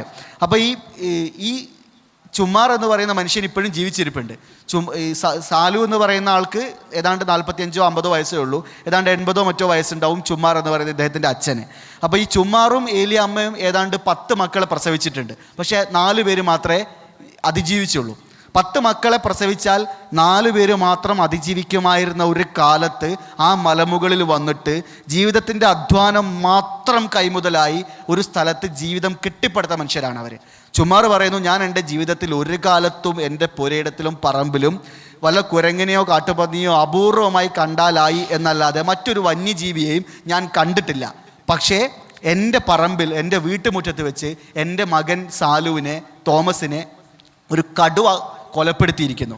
എൻ്റെ 10 കാലത്തെ ജീവിതത്തിൽ എൻ്റെ പറമ്പിൽ ഞാനൊരു ഈ ഒരു വന്യജീവിയും കണ്ടിട്ടില്ലെങ്കിലും പക്ഷേ എൻ്റെ മകനെ ഇന്ന് ഇവിടെ വന്നിട്ട് ഒരു കടുവ വന്ന് കൊലപ്പെടുത്തിയിരിക്കുന്നു. അതായത് ഇവരുടെ പുരയിടത്തിൽ നിന്ന് ഏതാണ്ട് 30 കിലോമീറ്റർ ദൂരമുണ്ട് തൊട്ടടുത്തുള്ള വനപ്രദേശത്തേക്ക്. നാടിന് ആ നാട്ടുകാർക്കും പരിചയമല്ലാത്ത വിധത്തിൽ, മുൻകാലങ്ങളിലുള്ള അവരുടെ ഒന്നും അനുഭവങ്ങളിൽ ഇല്ലാത്ത വിധത്തിൽ വന്യജീവികൾ വന്ന് അവരുടെ പുരയിടങ്ങളിൽ നിന്ന്, വീട്ടുമുറ്റത്തുകളിൽ നിന്ന്, കൃഷിയിടങ്ങളിൽ നിന്ന് മനുഷ്യരെ കൊന്ന് തീർക്കുന്നുണ്ടെന്നുണ്ടെങ്കിൽ അതൊരു വലിയ രാഷ്ട്രീയ പ്രശ്നമാണ്, അതൊരു സാമൂഹിക പ്രശ്നമാണ്. ആ പ്രശ്നത്തെ പരിഹരിക്കാൻ ഒരു സ്റ്റേറ്റിന് എല്ലാ വിധത്തിലുള്ള അവരുടെ സംവിധാനങ്ങളും ഉപയോഗപ്പെടുത്തുക എന്നുള്ള അടിയന്തര ബാധ്യതയുണ്ട്. അത് പ്രയോഗിക്കാത്തടത്തോളം ഇതൊരു നീതിയുടെ പ്രശ്നമാണ്. ആ പ്രശ്നമാണ് നേരത്തെ ഹരി സൂചിപ്പിച്ച അതിനകത്തുള്ള രാഷ്ട്രീയം. ഇപ്പോൾ ഷെഫീഖ് പറഞ്ഞപ്പോൾ സൂചിപ്പിച്ചൊരു കാര്യമുണ്ടല്ലോ, അതായത് നമ്മൾ തമ്പാനൂർ താമസിക്കുന്ന ഒരു കുട്ടിയോട് ആനയെ വരയ്ക്കാൻ പറഞ്ഞാൽ വരയ്ക്കുന്ന ആനയല്ല കാടിനകത്തുള്ള കുട്ടിയോട് വരയ്ക്കാൻ പറഞ്ഞാൽ വരയ്ക്കുന്ന ആന എന്നുള്ളത്. നമ്മൾ ഈ മൃഗത്തെ മൃഗമായി കാണാനുള്ള പക്വത നമ്മുടെ ആളുകൾക്ക് ഉണ്ടായിട്ടില്ല എന്നൊരു വലിയ പ്രശ്നം നമ്മൾ നേരിടുന്നുണ്ട്. അതായത് ഇപ്പോൾ അരിക്കൊമ്പനെ പറ്റി പറയുമ്പോൾ മകനെ മടങ്ങി വരൂ എന്ന് വിളിക്കുന്ന അമ്മയെ കാണാൻ വേണ്ടി തിരിച്ചു വരുന്ന മകൻ, സഹ്യൻ്റെ മകൻ, നമ്മളെ ആനയായി കാണാതെ കവിതകൾ വായിച്ചിട്ട് അതാണ് ആന എന്ന് വിശ്വസിക്കുന്ന ഒരു ജനസാമാന്യമുണ്ട്. ഈ നമ്മുടെ ആളുകൾക്ക് മൃഗങ്ങളായി കാണാനുള്ള പക്വത വന്നാൽ ഈ വിഷയത്തോട് നമ്മുടെ ഈ മുഖ്യധാരയിൽ ജനങ്ങൾ എടുക്കുന്ന സമീപനത്തിൽ കുറച്ചുകൂടി ഒരു മാറ്റം വരും എന്ന് വിജയകുമാർ സാർ വിശ്വസിക്കുന്നുണ്ടോ? വളരെ പ്രധാനപ്പെട്ട ഒരു കാര്യമാണ്. നമ്മുടെ പരിസ്ഥിതി ബോധം പോലും, കേരളത്തിലെ പരിസ്ഥിതി ബോധം പോലും നമ്മളെ അത് ഒരു എന്താ പറയണ്ടേ, കാവ്യഭാവനയിൽ കെട്ടിപ്പടുത്തതാണ്. അതിൽ കവികൾക്ക് പോലും, അത് ONV തൊട്ടിട്ട് എല്ലാവരെയും പറയുമ്പോൾ അത് കുറ്റപ്പെടുത്തലല്ല, അങ്ങനെ ഉണ്ടായിട്ടുണ്ട്. ഒരു കാലത്ത് അത് ആവശ്യമായിരുന്നു എന്ന് പോലും ഞാൻ പറയും. അതായത് നമ്മൾ 70കളിലെയൊക്കെ കാലത്തുണ്ടായിരുന്ന നമ്മളെ പരിസ്ഥിതി സംരക്ഷണത്തിന് ചില പ്രതിസന്ധികളുണ്ടായ 50% കാടുണ്ടായതൊക്കെ 25-ലേക്കൊക്കെ കുറയുന്ന ഒരു സമയത്ത് നമ്മൾ മരം ഒരു വരം എന്നൊക്കെ നമ്മൾ പാടിയ പോലെയുള്ള ഒരു കാലത്ത് നിന്ന് മാറി 55% നമുക്ക് ഗ്രീൻ കവർ ഉള്ളപ്പോഴും നമ്മുടെ ആ പരിസ്ഥിതി ബോധം അവിടെ തന്നെ സ്റ്റിക്ക് ഓൺ ചെയ്ത് നിൽക്കുകയാണ്. മൃഗങ്ങളെ പറ്റിയിട്ടുള്ള നമ്മളെ കൺസെപ്റ്റുകൾ എന്ന് പറഞ്ഞാൽ ഞാൻ ആനയുടെ കാര്യത്തിൽ എഴുതിയപ്പോൾ ബാലരമ മനസ്സിലുള്ളവരാണ് ഇപ്പോഴുള്ള ഒരു 50 വയസ്സുകാർ. നിങ്ങൾ അങ്ങനെ ആയിട്ടില്ല, നിങ്ങൾക്ക് ബാലരമയല്ല. ഞങ്ങളുടെയൊക്കെ വയസ്സുകാർ, ഞങ്ങൾക്കൊക്കെ ബാലരമയിലുള്ള കഥാപാത്രങ്ങളാണ് മൃഗങ്ങൾ. എപ്പോഴും അതിലെപ്പോഴും ഈ പറഞ്ഞ പോലെ ദുഷ്ടനായിട്ടുള്ളതാണ് എപ്പോഴും. ഏത് കാർണിവോറസ് ആയിട്ടുള്ള എല്ലാം ശുദ്ധന്മാരും നല്ലവരുമാണ്. ആര്? വെജിറ്റേറിയൻസ്. നമ്മുടെ ഒരു പൊതുബോധമാണ്. ഒരു ഇന്നലെ എനിക്ക് ഫേസ്ബുക്കിലിട്ട ഒരു മാനിനെ കുറേ ഡോളുകൾ, കാട്ടുനായികൾ ആക്രമിച്ച്, കാട്ടുനായികളുടെ സ്വഭാവം കൊല്ലാതെ തന്നെ തിന്നുക, അത് തിന്നുന്ന ഒരു ഫേസ്ബുക്കിൽ ഒരു പോസ്റ്റ് ഉണ്ട്. അതിൻ്റെ അടിയിൽ വന്ന് ആൾക്കാർ കരയാണ്, അയ്യോ ഒരു കല്ലെടുത്ത് എറിഞ്ഞ് അതിന് ഓടിച്ചുകൂടി, എന്തൊരു ക്രൂരനാണ്. അതായത് നമ്മുടെ ഒരു ധാരണയിൽ ഈ മൃഗങ്ങളെ പറ്റിയിട്ടുള്ള നമ്മളെ ധാരണ അങ്ങനെയാണ്. അപ്പം അതിൻ്റെ ഏറ്റവും പ്രകടമായിട്ടുള്ള വ്യത്യാസം, ആന ഒരാളെ ചവിട്ടിക്കൊന്നാൽ പോലും ആനക്ക് പിന്തുണയായിട്ട് കേരളത്തിൽ വലിയൊരു ഭാഗമുണ്ട്. കടുവ കൊന്ന കടുവയുടെ ഭാഗത്ത് ന്യായീകരിക്കാൻ ആളില്ല. ഇത് ഈ ബാലരമ മനസ്സാണ്. ഒരു കാരണം അതാണ്. അല്ലാതെ മൃഗങ്ങളുടെ ഒരു പ്രത്യേക സ്വഭാവം മനസ്സിലാക്കിയിട്ടൊന്നുമല്ല. ഈ അരിക്കൊമ്പൻ്റെ കാര്യത്തിൽ നമുക്കറിയാം. അപ്പോൾ അതിൻ്റെ മരിച്ച ഉടനെ തന്നെ അമ്മ മരിച്ച സ്ഥലത്ത് ഈ കഴിഞ്ഞ 13 കൊല്ലം 23 കൊല്ലമൊക്കെ ആയിട്ട് എല്ലാ ദിവസവും അവിടെ വന്ന് കരയുന്ന, എല്ലാ വർഷവും ഡിസംബർ 13-ാം തീയതി എങ്ങാണ്ട് വന്ന് അവിടെ കൃത്യമായിട്ട് നിന്ന് കരയുന്നത് കണ്ടു എന്ന് ബൈറ്റ് കൊടുത്തിട്ടുണ്ട്. നമ്മുടെ നാട്ടുകാർ കൊടുത്ത മണ്ടത്തരാണെങ്കിൽ ഇങ്ങനെ എല്ലാ ചാനലുകളിലും അത് നമ്മൾ കണ്ടുകൊണ്ടിരിക്കും. നമുക്കറിയാം ആനകളുടെ ഒരു ശീലങ്ങൾ എങ്ങനെയാണെന്നോ ഒന്നും ധാരണയില്ല. അതേപോലെ അരിക്കൊമ്പൻ പോയ ഉടനെ തന്നെ ചക്കംകൊമ്പൻ അതിൻ്റെ കെട്ടിയോളെ കെട്ടി എന്നൊക്കെ പറഞ്ഞാൽ നമ്മുടെ സീരിയൽ കഥയുടെ ആ തലത്തിലേക്കാണ്. ആനകളുടെ കൂട്ടത്തിൽ ആനയല്ല അതിൻ്റെ നിൽക്കുക എന്നും അത് പെടയാനകളാണ് എന്നും ഒക്കെയുള്ള കുറേ ബേസിക്കായുള്ള സാധനങ്ങളുണ്ട്. അതുപോലെ ആ മൃഗങ്ങളുടെ ഒരു ടെറിട്ടറി, മൃഗങ്ങളുടെ നമ്മുടെ കാടുകളുടെ ക്യാരിയിങ് കപ്പാസിറ്റി, ഇതൊക്കെ നമ്മൾക്ക് അടിസ്ഥാനപരമായിട്ട് സാധാരണ മനുഷ്യർക്കൊക്കെ അറിയേണ്ടതാണ്. അല്ലെങ്കിൽ എന്താ സംഭവിക്കുക എന്ന് വെച്ച് കഴിഞ്ഞാൽ നമ്മൾ ഈ ഭയങ്കര റൊമാൻറ്റിക്കായി പോകും. അതായത് ഒരു കാക്കക്കുഞ്ഞ് വീണോടനെ തന്നെ അതിനെയും കൊണ്ട് വെറ്റിനറി ഹോസ്പിറ്റലിലേക്ക് ഓടുന്ന ഒരു വയനാട്ടിൽ നടന്നതാണ്, ഞാൻ തമാശ പറയുന്നില്ല. അതേപോലെ ഉറുമ്പിന് വെള്ളം കൊടുക്കുന്ന ഓട്ടോറിക്ഷ തൊഴിലാളികൾ, അത് ഏത് ചാനലിലാണെന്നൊന്നും ഞാൻ പറയുന്നില്ല, മരത്തിനകത്ത് ഉറുമ്പിന് വെള്ളം കെട്ടി കൊടുക്കുക. അപ്പോൾ ഇതേ ഒരു തരം നമ്മളൊരു കാൽപ്പനിക ഭ്രാന്താണ് നമുക്ക് മൃഗങ്ങളെ പറ്റിയിട്ടുള്ള, ജീവികളെ പറ്റിയിട്ടുള്ളത്.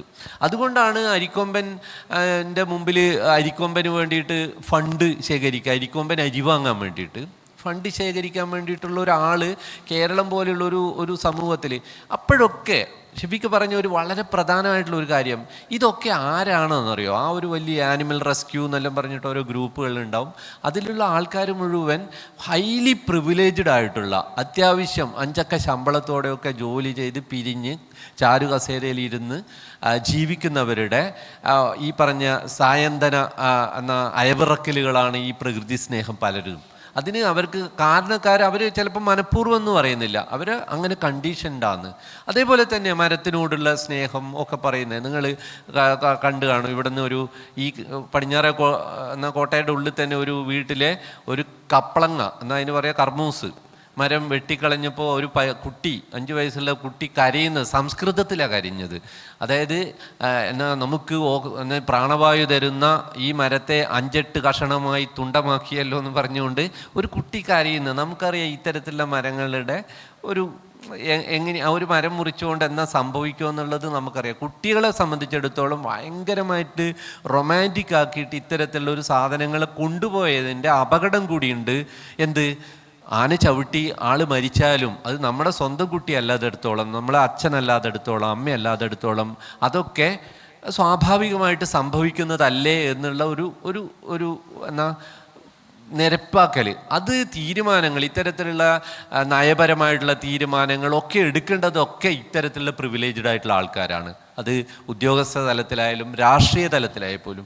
ഇപ്പോഴീ പറഞ്ഞ പോലെ അത്തരം അവസ്ഥയിലാണ് ചിലപ്പം ചില സംഘടനകളൊക്കെ ഇതിനെ വേറൊരു തലത്തിലേക്ക് അതിനെ കൺവേർട്ട് ചെയ്യാനൊക്കെ ശ്രമിക്കുകയും ചെയ്യുന്നത്.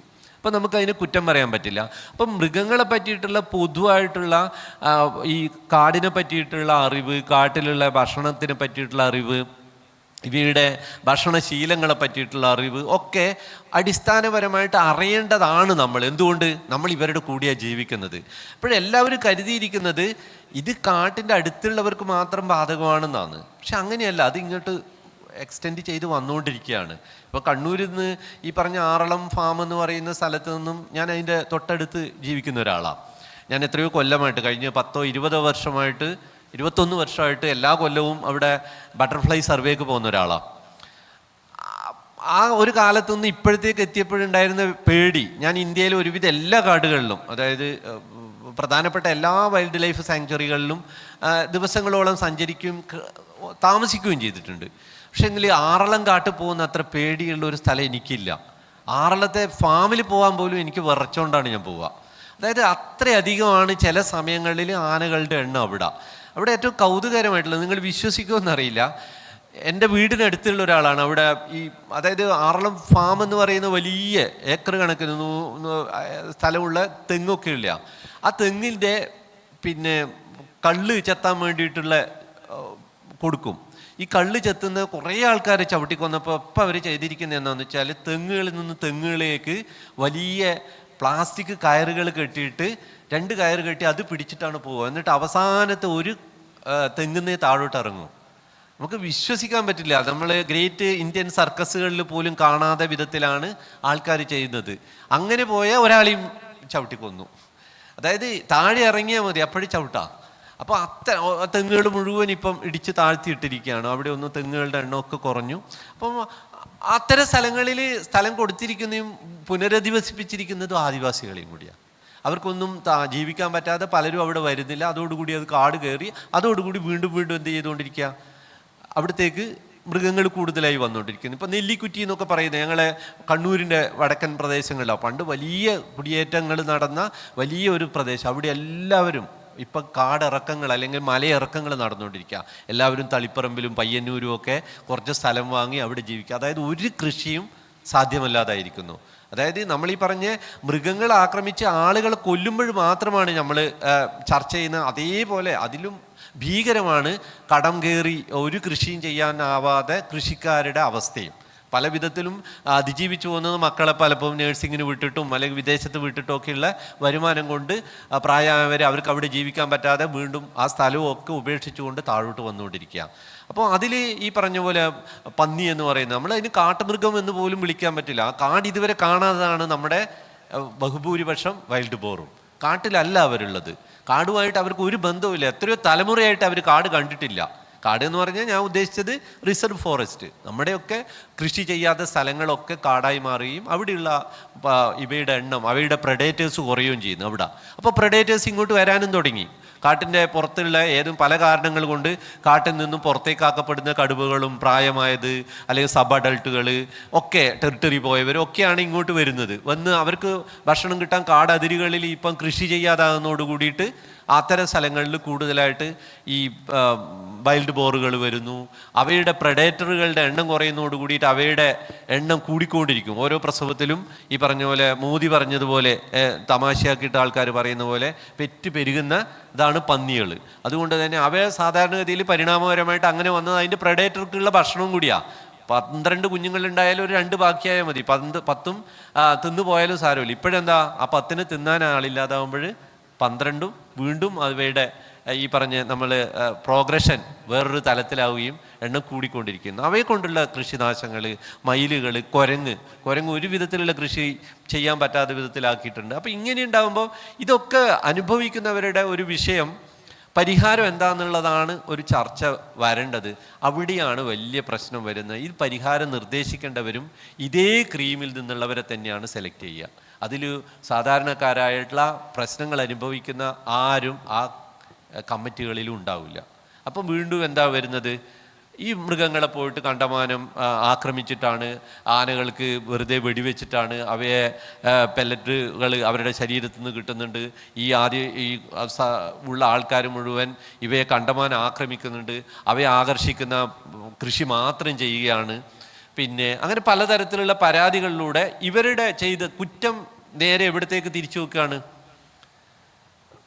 ആക്രമിക്കപ്പെട്ടവരിലേക്കാണ് കുറ്റം കൂടുതൽ. ഇല്ലയെന്നൊന്നും പറയുന്നില്ല, അപൂർവമായിട്ടൊക്കെ അങ്ങനെയൊക്കെ സംഭവം ഉണ്ടാവും. അതൊക്കെ മനുഷ്യന്മാരിൽ എല്ലാതരം മനുഷ്യരും ഉള്ളപ്പോൾ വളരെ കുറച്ച്. ഞാൻ കണക്കാക്കുന്നത്, ഞാൻ എൻ്റെ ഇത്രയും കാലത്തെ പരിചയത്തിൽ ഒരുവിധം ഈ കാടതിരുകളിൽ ജീവിക്കുന്നവർ പോലും ഈ റൊമാൻറ്റിക് ആയിട്ടാണ് ആനയോടൊക്കെ ഭയങ്കര ഇഷ്ടമാണ്. ആന എന്നെ ചവിട്ടി കൊന്നാലും സാരമില്ല എന്ന് വിചാരിക്കുന്നവർ പോലും അവിടെയുണ്ട്. അങ്ങനെ പോലുള്ള ആൾക്കാരുണ്ട്. ഇവരൊക്കെയാണ് നമ്മുടെ കാടുകളെ സംരക്ഷിക്കുന്നതും. സത്യത്തിൽ അല്ലാതെ കേരളത്തിലെ നമ്മളെ വനം വകുപ്പിലെ കുറച്ച് ഉദ്യോഗസ്ഥരൊന്നും അല്ല കാട് സംരക്ഷിക്കുന്നത്. ഞാൻ വിശ്വസിക്കുന്നത് ഈ കാടതിരുകളിലുള്ള ആൾക്കാരാണ്. നമ്മൾ പറയും അവർ പോയി കുറച്ച് വിറകിൻ്റെ കഷ്ണമോ അവിടെ നിന്നുള്ള കുറച്ച് എന്തെങ്കിലും സാധനങ്ങളൊക്കെ ശേഖരിക്കുന്നതല്ലാതെ കാട്ടിൽ നിന്നുള്ള വ്യാപകമായിട്ടുള്ള കയ്യേറ്റങ്ങളെയും മൃഗവേട്ടനെയും ഒക്കെ തടയുന്നതിൽ മുന്നിട്ട് നിൽക്കുന്നത് കേരളത്തിലുള്ള കാടതിരുകളിൽ നിൽക്കുന്ന സാധാരണക്കാരായ മനുഷ്യരാണ്. അവരെല്ലാവരും വേട്ടക്കാരൊന്നുമല്ല. അവരെ മുഴുവൻ കുടിയേറ്റക്കാരും ദുഷ്ടന്മാരും കിട്ടിയ ചാൻസിന് മൃഗങ്ങളെയൊക്കെ വെടിവെച്ച് കൊല്ലുന്നവരാക്കിയിട്ടുള്ള ഒരു നറേഷൻ വേറൊരു വിധത്തിൽ നടക്കുന്നത് തിരിച്ചിട്ടാണ്. കാട്ടിലേക്ക് നോക്കാൻ പോലും ആൾക്ക് പേടിയാണ്. അങ്ങോട്ട് കയറുന്നു പോയിട്ട് അത്രയധികം പ്രൊട്ടക്റ്റ് ചെയ്യുന്നതുകൊണ്ടാണ് നമ്മൾ കാടുകളുടെ ആരോഗ്യം കൂടുക ചെയ്തത്. അല്ലാതെ കാടുകളുടെ ആരോഗ്യം കുറഞ്ഞിട്ടൊന്നുമില്ല. ഞാൻ കാടുകളിൽ പറയുമ്പം അതേപോലെ അത് വനം വകുപ്പൊക്കെ തന്നെ ചെയ്ത ചില അബദ്ധങ്ങൾ കൊണ്ട് സെന്ന പോലത്തെ സാധനങ്ങൾ വന്നതും ഒക്കെയുള്ള വേറെ കാര്യങ്ങൾ. അല്ലാതെ കാടുകളുടെ ആരോഗ്യം അങ്ങനെ മോശമായ ഒരു കാടല്ല. നമ്മളിൽ കേരളീയർക്ക് അത്യാവശ്യത്തിൽ നല്ല ആവശ്യത്തിലേറെ പരിസ്ഥിതി സ്നേഹമുള്ള, പരിസ്ഥിതി സംരക്ഷണ ബോധമുള്ള ആൾക്കാരാണ് നമ്മൾ. മരം മുറിക്കുമ്പോൾ നെഞ്ഞത്ത് കൈവെക്കുന്നവരാണ് നമ്മൾ. വീടിന് വേണ്ടി ഒരു മരം മുറിക്കുമ്പോൾ പോലും വലിയ കുറ്റബോധത്തോടെ മരം മുറിക്കുന്നവരാണ്. അത്ര കുറ്റബോധമൊന്നും വേണ്ട. മരം വളർന്നുകൊണ്ടിരിക്കുന്ന മരമായിട്ട് ശേഖരിച്ച് അതിനെ കാർബൺ റിസർവുകളാക്കുക എന്നുള്ളതാണ് പരിസ്ഥിതി സ്നേഹം എന്ന് വിചാരിക്കുന്ന ഒരാളും കൂടിയാണ് ഞാൻ. അല്ലാതെ മരം മുറിക്കുന്നത് മഹാപാപമായിട്ട് കരുതുന്ന വിധത്തിലേക്കുള്ള ഒരു പരിശീലനം നമ്മളെ ഈ ചില ആൾക്കാരെ പറഞ്ഞിട്ട് ചിലപ്പോൾ എന്താ ഓവറായി പോകുമെന്ന് പറയുന്നില്ലേ. ഒരു തമാശയായിട്ടാണ് കഥ പറയുന്നത്. ഈ ഒരു പ്രേമം പഴയ കാലത്തെയാണ്, എൻ്റെ ചെറുപ്പകാലത്ത് പറയുന്ന കഥയാണ്. ഈ പ്രേമിക്കുന്ന ഒരു ഹിന്ദു പയ്യനെ ഒരു ക്രിസ്ത്യൻ പെൺകുട്ടി പ്രേമിക്കുക. അപ്പോൾ വീട്ടുകാർക്കൊന്നും ഇഷ്ടമല്ല. അങ്ങനെ പഴയ കാലത്ത് ഭയങ്കര ഇതുണ്ടായിരുന്നപ്പോൾ ആ ക്രിസ്ത്യൻ പെൺകുട്ടിയുടെ അച്ഛനും അമ്മയും ഒക്കെ കൂടി പറഞ്ഞു, നീ ഒരു കാര്യം ചെയ്യുക, അവനെ പറഞ്ഞ് ബോധ്യപ്പെടുത്തിയിട്ട് യേശുവിൻ്റെ മാർഗമൊക്കെ പഠിപ്പിച്ചു കൊടുക്കുക. അങ്ങനെയാണെങ്കിൽ അവൻ എന്ത് ചെയ്യും, ഇങ്ങനെ വരികയാണെങ്കിൽ നമുക്ക് കല്യാണം കഴിച്ചൊക്കെ തരുന്ന ആലോചിക്കുക. അപ്പോൾ 1-2 കൊല്ലം സൺഡേ ക്ലാസ്സിൻ്റെ ബുക്കൊക്കെ കൊടുത്ത് അങ്ങനെ കുറേ കാലം കഴിഞ്ഞപ്പോൾ വീട്ടുകാർ പറഞ്ഞു, അപ്പോൾ ഇനി നമുക്ക് കല്യാണം ആലോചിച്ചുകൂടെയെന്ന്. അപ്പോൾ അവൾ പറഞ്ഞ് അതൊന്നും നടക്കില്ല, അവൻ സെമിനാരിൽ ചേർന്നു എന്ന്. അതുപോലെ ആയിപ്പോവും ചിലപ്പോൾ. നമ്മൾക്ക് ഈ പറഞ്ഞ പരിസ്ഥിതി ബോധത്തിന് വേണ്ടി നമ്മൾ ഈ കൂടുതൽ കൊടുത്ത് ഇപ്പം നമുക്ക് പരിസ്ഥിതി എന്താ പറയേണ്ടത് ഭ്രാന്തിലേക്ക് വരെ എത്തുന്ന ഒരു ലെവലിലേക്ക് പോയിട്ടുണ്ട്. അതുകൊണ്ടാണ് ഈ പറഞ്ഞ പോലെ ഒരു കപ്പളങ്ങ മരം മുറിക്കുമ്പോൾ നെഞ്ചത്തടിച്ച് കുഞ്ഞ് കരയുന്നതും, ഒരു മരം മുറിക്കുമ്പോൾ ഇത്രയധികം വേദന, അതായത് റോഡിന് വേണ്ടിയിട്ട് പോലും ഒരു മരം മുറിക്കുമ്പോൾ ഇത്രയധികം നെഞ്ചത്തരിഞ്ഞ് കരയുകയും, അല്ലെങ്കിൽ സുഗതകുമാരി നട്ട ഒരു മാവിന എത്രയോ ലിറ്റർ പെട്രോൾ കരിച്ചുകൊണ്ട് നമ്മൾ JCB ഉപയോഗിച്ചുകൊണ്ട് ഊരാളുങ്കൽ സൊസൈറ്റീനെ കൊണ്ടുപോയിട്ട് വേറൊരു സ്ഥലത്ത് സ്ഥാപിക്കും. മാവ് എന്ന് പറഞ്ഞാൽ ആര് ചവച്ചെന്ന് വലിച്ചെറിഞ്ഞാലും നിമിഷം കൊണ്ട് വളരുന്ന ഒരു ചെടിയാണ്. കേരളത്തിൽ മാവിനെ കൊണ്ട് അധികമാണ് എൻ്റെ അഭിപ്രായത്തിൽ.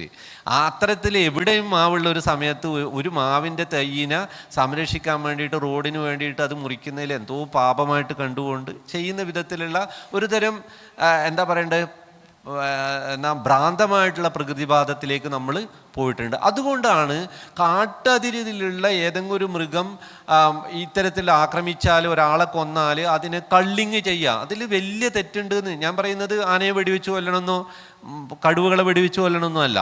മനുഷ്യൻ്റെ ജീവന് ഭീഷണി ഉണ്ടാകുന്ന തരത്തിലായിക്കഴിഞ്ഞാൽ മനുഷ്യനെ വെടിവെച്ച് കൊല്ലാൻ നിയമമുള്ളതാണ്. അല്ല എന്ന് പറയാൻ പറ്റുമോ? ഞാൻ നിങ്ങളുടെ ആരെങ്കിലും ഒരാളെ കൊല്ലാൻ ശ്രമിച്ചു കഴിഞ്ഞാൽ എന്നെ വെടിവെച്ച് കൊല്ലാൻ ഇവിടുത്തെ ADMന് ഓർഡർ ഇടാം, ഒരു പ്രശ്നവുമില്ല. മുട്ടനതായ ആദ്യം, പിന്നെ വേണമെങ്കിൽ നെഞ്ചിലും വെടിവെക്കാം. അങ്ങനെയുള്ള ഒരു സ്ഥലത്ത് നമ്മൾ ഈ ഇത്രയും അധികം എല്ലാ ഉദ്യോഗസ്ഥന്മാരുടെ പോലും ഇത്രയധികം പ്രഷർ വരുന്നത് എന്തുകൊണ്ടാണ്? അവരെല്ലാവരും ഈ കാൽപ്പനികതയുടെ മുകളിലാണ് ഉള്ളത്. മൃഗങ്ങളെ കൊല്ലുക എന്ന് പറയുന്നത് മഹാപാപമായിട്ട്, ആനയെ കൊല്ലുക എന്ന് പറയുന്നത് മഹാപാപമായിട്ടാണ്. ആനയെ കൊല്ലണം എന്ന് ഞാൻ പറഞ്ഞില്ലേ, ഇനി ആരും അതിൽ കയറരുത്. ആനകളെ അങ്ങനെയുള്ള ഒരു വിധത്തിലും ഹാബിച്വലായിട്ട് ഭയങ്കര സ്വഭാവ വൈകല്യമുള്ള ആനകളുണ്ട്. ആനകളെ പറ്റിയിട്ട് നമുക്ക് വളരെ കുറച്ചേ അറിയുള്ളൂ. അത്തരത്തിലുള്ള ആനകളെ നീക്കം ചെയ്യുക തന്നെ ചെയ്യണം. അതിനെ മാറ്റി പാർപ്പിക്കണം, വേറൊരു വിധത്തിലേക്ക്, ഒരു സെറ്റിൽമെൻറ്റിലേക്ക് മാറ്റണം, അതിൻ്റെ ഇതൊക്കെ ചെയ്യണം എന്നുള്ളൊരു അഭിപ്രായക്കാരനാണ് ഞാൻ. അതേസമയം ഒരാവശ്യമില്ലാതെ ഇത്തരത്തിലുള്ള മൃഗങ്ങളെ വേട്ടയാടുന്നതിനെ 100% എതിർക്കുകയും വേണം. നമുക്ക് അവസാന ചോദ്യത്തിലേക്ക് കിടക്കാം. ഇപ്പോൾ വിജയകുമാർ സാർ പറഞ്ഞ ഒരു വലിയ പോയിൻ്റ് ഉണ്ടല്ലോ, അതായത് നമ്മുടെ നാട്ടിൽ ഒരു സമയം വരെ പരിസ്ഥിതിക്ക് വേണ്ടി സംസാരിക്കുന്നത് പരിസ്ഥിതി ശാസ്ത്രജ്ഞരല്ല, കവിത എഴുതുന്നവരാണ്. അതെ, മലയാള മാഷന്മാരും കവികളും ചേർന്ന് രൂപപ്പെടുത്തിയൊരു പരിസ്ഥിതി ബോധമുണ്ട്. രണ്ട് കൂട്ടരാണ് പ്രധാനമായും നമ്മുടെ നാട്ടിലുള്ള ജനങ്ങളുടെ ഈ പരിസ്ഥിതി സംബന്ധമായ വിഷയങ്ങളിലെ പൊതുബോധം രൂപപ്പെടുത്തിയത്. അതിലൊന്ന് ഈ കാൽപ്പനിക സാഹിത്യകാരന്മാരും രണ്ട് മാധ്യമങ്ങളുമാണ്. ഒരു മാധ്യമ പ്രവർത്തകൻ എന്നുള്ള നിലയിൽ കൂടി സ്വയം വിമർശനമായിട്ടുള്ള ചോദ്യമായിട്ട് എടുക്കണം. അതായത് ഈ പറഞ്ഞതുപോലെ കാടതിരിലൊക്കെ വീട്ടിൽ വിറവ് കത്തിക്കാൻ വേണ്ടി രണ്ട് ചെറിയ ചില്ല് ഒടിക്കുന്ന മനുഷ്യരാണ് ആഗോളതാപനം ഉണ്ടാക്കുന്നതെന്ന് ഈ ഫാക്ടറികളുടെ എല്ലാം നടുക്കിരുന്നുകൊണ്ട് റിപ്പോർട്ട് എഴുതുന്ന പത്രങ്ങളുണ്ട്. അപ്പോൾ ഈ ബാധിക്കപ്പെടുന്ന മനുഷ്യരെ, ഇരകളെ തന്നെ കുറ്റക്കാരാക്കിക്കൊണ്ടുള്ള ഈ മൃഗങ്ങളുടെ പക്ഷത്തും ഈ വൻകിട കോർപ്പറേറ്റുകൾക്കെതിരെ ഒന്നും ഉണ്ടാതെ ഇവരാണ് കുറ്റക്കാരെന്നൊക്കെ പറഞ്ഞുള്ള ഈ ഇരകൾക്ക് വിരുദ്ധമായി സംസാരിക്കുന്ന ഒരു പൊതുബോധം രൂപപ്പെടുത്തി എടുക്കുന്നതിൽ മാധ്യമങ്ങൾ എത്രത്തോളം പങ്കുവഹിച്ചിട്ടുണ്ടെന്നാണ് ഷഫീഖ് കരുതുന്നത്? വളരെ ക്ലിയറായ ചോദ്യമാണത്. അതായത് എനിക്കത് ആ ചോദ്യത്തിനോട് മറുപടി പറയുന്ന സമയത്ത് എന്നെ ഒരു വ്യക്തിയുമായിട്ട് അതിനകത്ത് കാണാൻ പറ്റും. എൻ്റെ ഒരു കാലത്തെ, അതായത് ഇപ്പം ഞാൻ ഒരു 10ാം ക്ലാസ്സിലൊക്കെ പഠിക്കുന്ന കാലത്ത് ഞാൻ താമരശ്ശേരിയിലാണ് എൻ്റെ വീട്, കോഴിക്കോട് ജില്ലയെ വയനാടുമായി അതിര് പങ്കിടുന്ന സ്ഥലത്ത്. ഞാൻ ആ പോയിന്റിലേക്ക് എത്താൻ വേണ്ടി എൻ്റെ ഒരു ആമുഖം ചെറുതായി പറയുന്നുണ്ട്. അപ്പോൾ സ്കൂളിൽ പഠിക്കുന്ന കാലത്ത് എല്ലാ ജൂൺ 2ാം ശനിയാഴ്ചയും വയനാട് ചുരത്തിൽ വെച്ചിട്ട് സ്കൂൾ കുട്ടികളുടെ ഒരു യാത്ര വയനാട് ചുരത്തിൻ്റെ മുകളിൽ നിന്ന് താഴേക്ക് നടക്കും.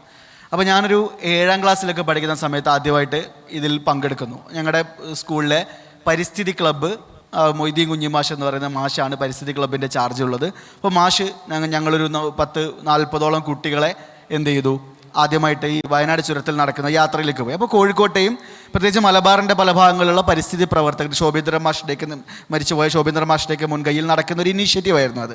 അപ്പം കുട്ടികളെ പരിസ്ഥിതി ബോധവൽക്കരണം നടത്തുക, മഴ അനുഭവിപ്പിക്കുക, ചുരം അനുഭവിപ്പിക്കുക എന്നൊക്കെയുള്ള ഒരു പ്രോസസ്സിൻ്റെ ഭാഗമായിട്ടാണ് ഈ കുട്ടികളെ താഴേക്ക് ഇറക്കുന്നത്.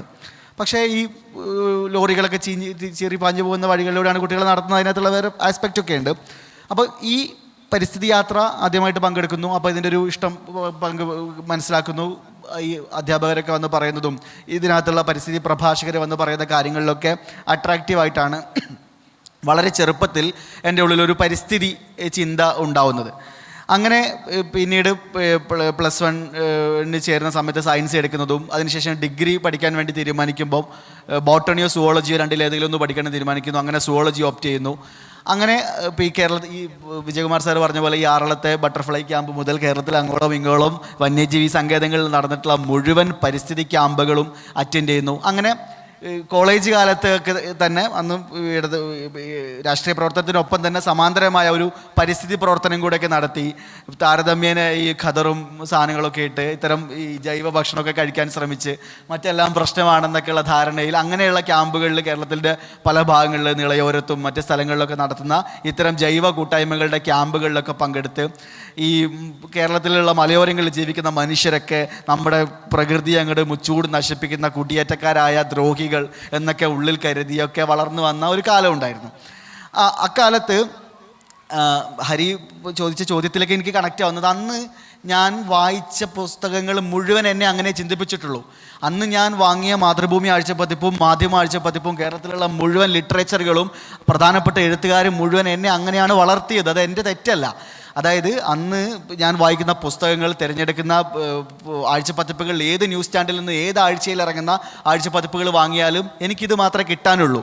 നമ്മുടെ കേരളം ചൂട് നശിച്ചുകൊണ്ടിരിക്കുന്നു, നമ്മുടെ മലകൾ മുഴുവൻ ഇല്ലാതായിക്കൊണ്ടിരിക്കുന്നു, കാട് മുഴുവൻ നശിച്ചു, വന്യജീവികളെ മുഴുവൻ നാട്ടുകാർ കയ്യേറി കഴിഞ്ഞു, മനുഷ്യർ കാട് കയറുന്നത് കൊണ്ട് മാത്രം വന്യജീവികൾ നാട്ടിലേക്ക് ഇറങ്ങുന്നു എന്നുള്ളത് കരുതുന്നു. അത് മാത്രമല്ല, ഞാൻ വീടിൻ്റെ പുറത്ത് മരത്തിൽ ഒരു ബോട്ടിൽ വെള്ളം വെച്ചിട്ട് കുരുവിക്ക് വെള്ളം കൊടുക്കുകയാണ്. കുരുവി അവിടെ വന്ന് വെള്ളം കുടിക്കാൻ വേണ്ടിയിട്ട്. ഇങ്ങനെ കേരളത്തിലുടനീളമുള്ള പുഴകളിൽ പോയിട്ട് വെള്ളം കുപ്പിയിലാക്കി കൊണ്ടുവന്നിട്ട് വീട്ടിൽ ലേബൽ ചെയ്ത് വെക്കുന്നു. ഇത് ഭാരതപ്പുഴയിലെ വെള്ളം, ഇത് മറ്റേ ആറിലെ വെള്ളം, ഇങ്ങനെ ഒന്ന് പറഞ്ഞിട്ട് വെള്ളം വെക്കുന്നു. അതായത് എങ്ങനെയൊക്കെയോ നമ്മളുടെ ഉള്ളിൽ വളരെ നൊസ്റ്റാൾജിക്കായ ഒരു എൻവയോൺമെൻ്റൽ അപ്രോച്ചിനെയാണ് പകർന്നു നൽകപ്പെട്ടിട്ടുള്ളത്. മറ്റൊരു പരിസ്ഥിതിയുടെ രാഷ്ട്രീയം എന്താണെന്ന് എനിക്ക് തിരിച്ചറിയാനേ പറ്റിയിട്ടില്ല. മനുഷ്യർ അവരുടെ ജീവിതവുമായി ബന്ധപ്പെട്ട് നടത്തുന്ന വിഭവ വിനിയോഗമാണ് പ്രശ്നമെന്നാണ് ഞാൻ ചിന്തിച്ചുകൊണ്ടിരുന്നത്. എന്നാൽ മൂന്നാം ലോക രാജ്യങ്ങളിലുള്ള മനുഷ്യർ അവരുടെ ജീവിതവുമായി ബന്ധപ്പെട്ട ഇത്രയും വലിയ സ്ട്രഗിളിൽ നിൽക്കുന്ന സമയത്തും ലോകത്തെ വികസിത രാജ്യങ്ങളെന്ന് പറയുന്ന ഒന്നാം ലോക രാഷ്ട്രങ്ങളാണ് ലോകത്തുള്ള മുഴുവൻ എൻവയോൺമെൻ്റൽ റിസോഴ്സസിൻ്റെയും 90% കൈയടക്കി വെച്ചുകൊണ്ടിരിക്കുന്നത്. അതിൽ യഥാർത്ഥത്തിൽ എങ്ങനെയാണ് ഈ കാർബൺ ഫുട് പ്രിൻ്റ് വളരുന്നത് എന്നും അതിനകത്ത് ക്യാപിറ്റൽ എക്കണോമിക്കുള്ള പങ്ക് എന്താണെന്നും ഇതിൻ്റെ പുറകിലെ രാഷ്ട്രീയം എന്താണെന്നും ലോകത്തിലുള്ള മൊത്തം കാലാവസ്ഥാ മാറ്റത്തിൻ്റെയും പരിസ്ഥിതി പ്രശ്നങ്ങളുടെയും യഥാർത്ഥ കാരണക്കാർ ആരാണ് എന്നുള്ളതിനെക്കുറിച്ചുള്ള ഒരു ചിന്തയും കേരളത്തിലെ പരിസ്ഥിതി പ്രസ്ഥാനങ്ങളിൽ നിന്ന് എൻ്റെ ഉള്ളിലേക്ക് കിട്ടിയിട്ടില്ല. പകരം ഞാൻ വായിച്ച പുസ്തകങ്ങളും ഞാൻ കേട്ടിട്ടുള്ള പ്രഭാഷണങ്ങളും ഞാൻ അറ്റൻഡ് ചെയ്തിട്ടുള്ള ക്യാമ്പുകളും മുഴുവൻ എനിക്ക് പകർന്നു നൽകിയിട്ടുള്ളത് ഈ ഒരു ചിന്തയാണ്.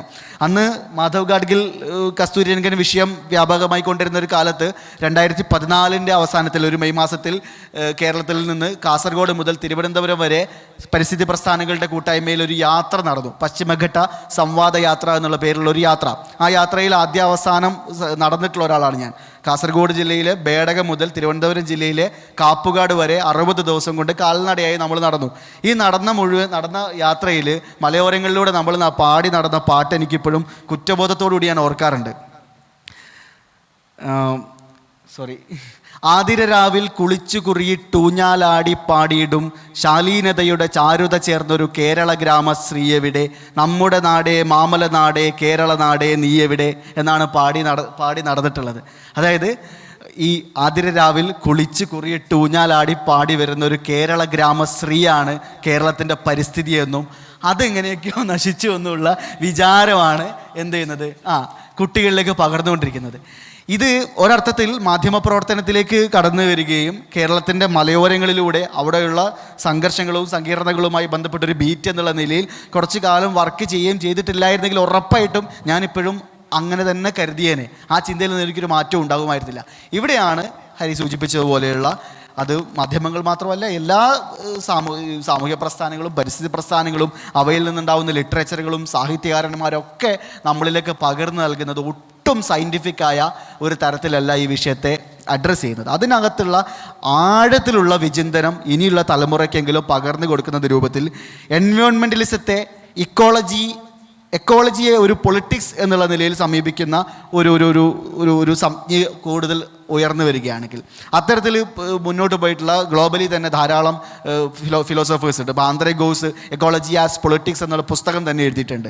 ജോൺ ബെല്ലമി ഫോസ്റ്റർ എങ്ങനെയാണ് ക്യാപിറ്റൽ എക്കണോമി എൻവയോൺമെൻറ്റൽ മേഖലയെ കണ്ണു നട്ടിരിക്കുന്നത്, അതെങ്ങനെയാണ് വർക്ക് ചെയ്യുന്നതിനെ കുറിച്ച് ആഴത്തിൽ സ്റ്റഡി ചെയ്തിട്ടുണ്ട്.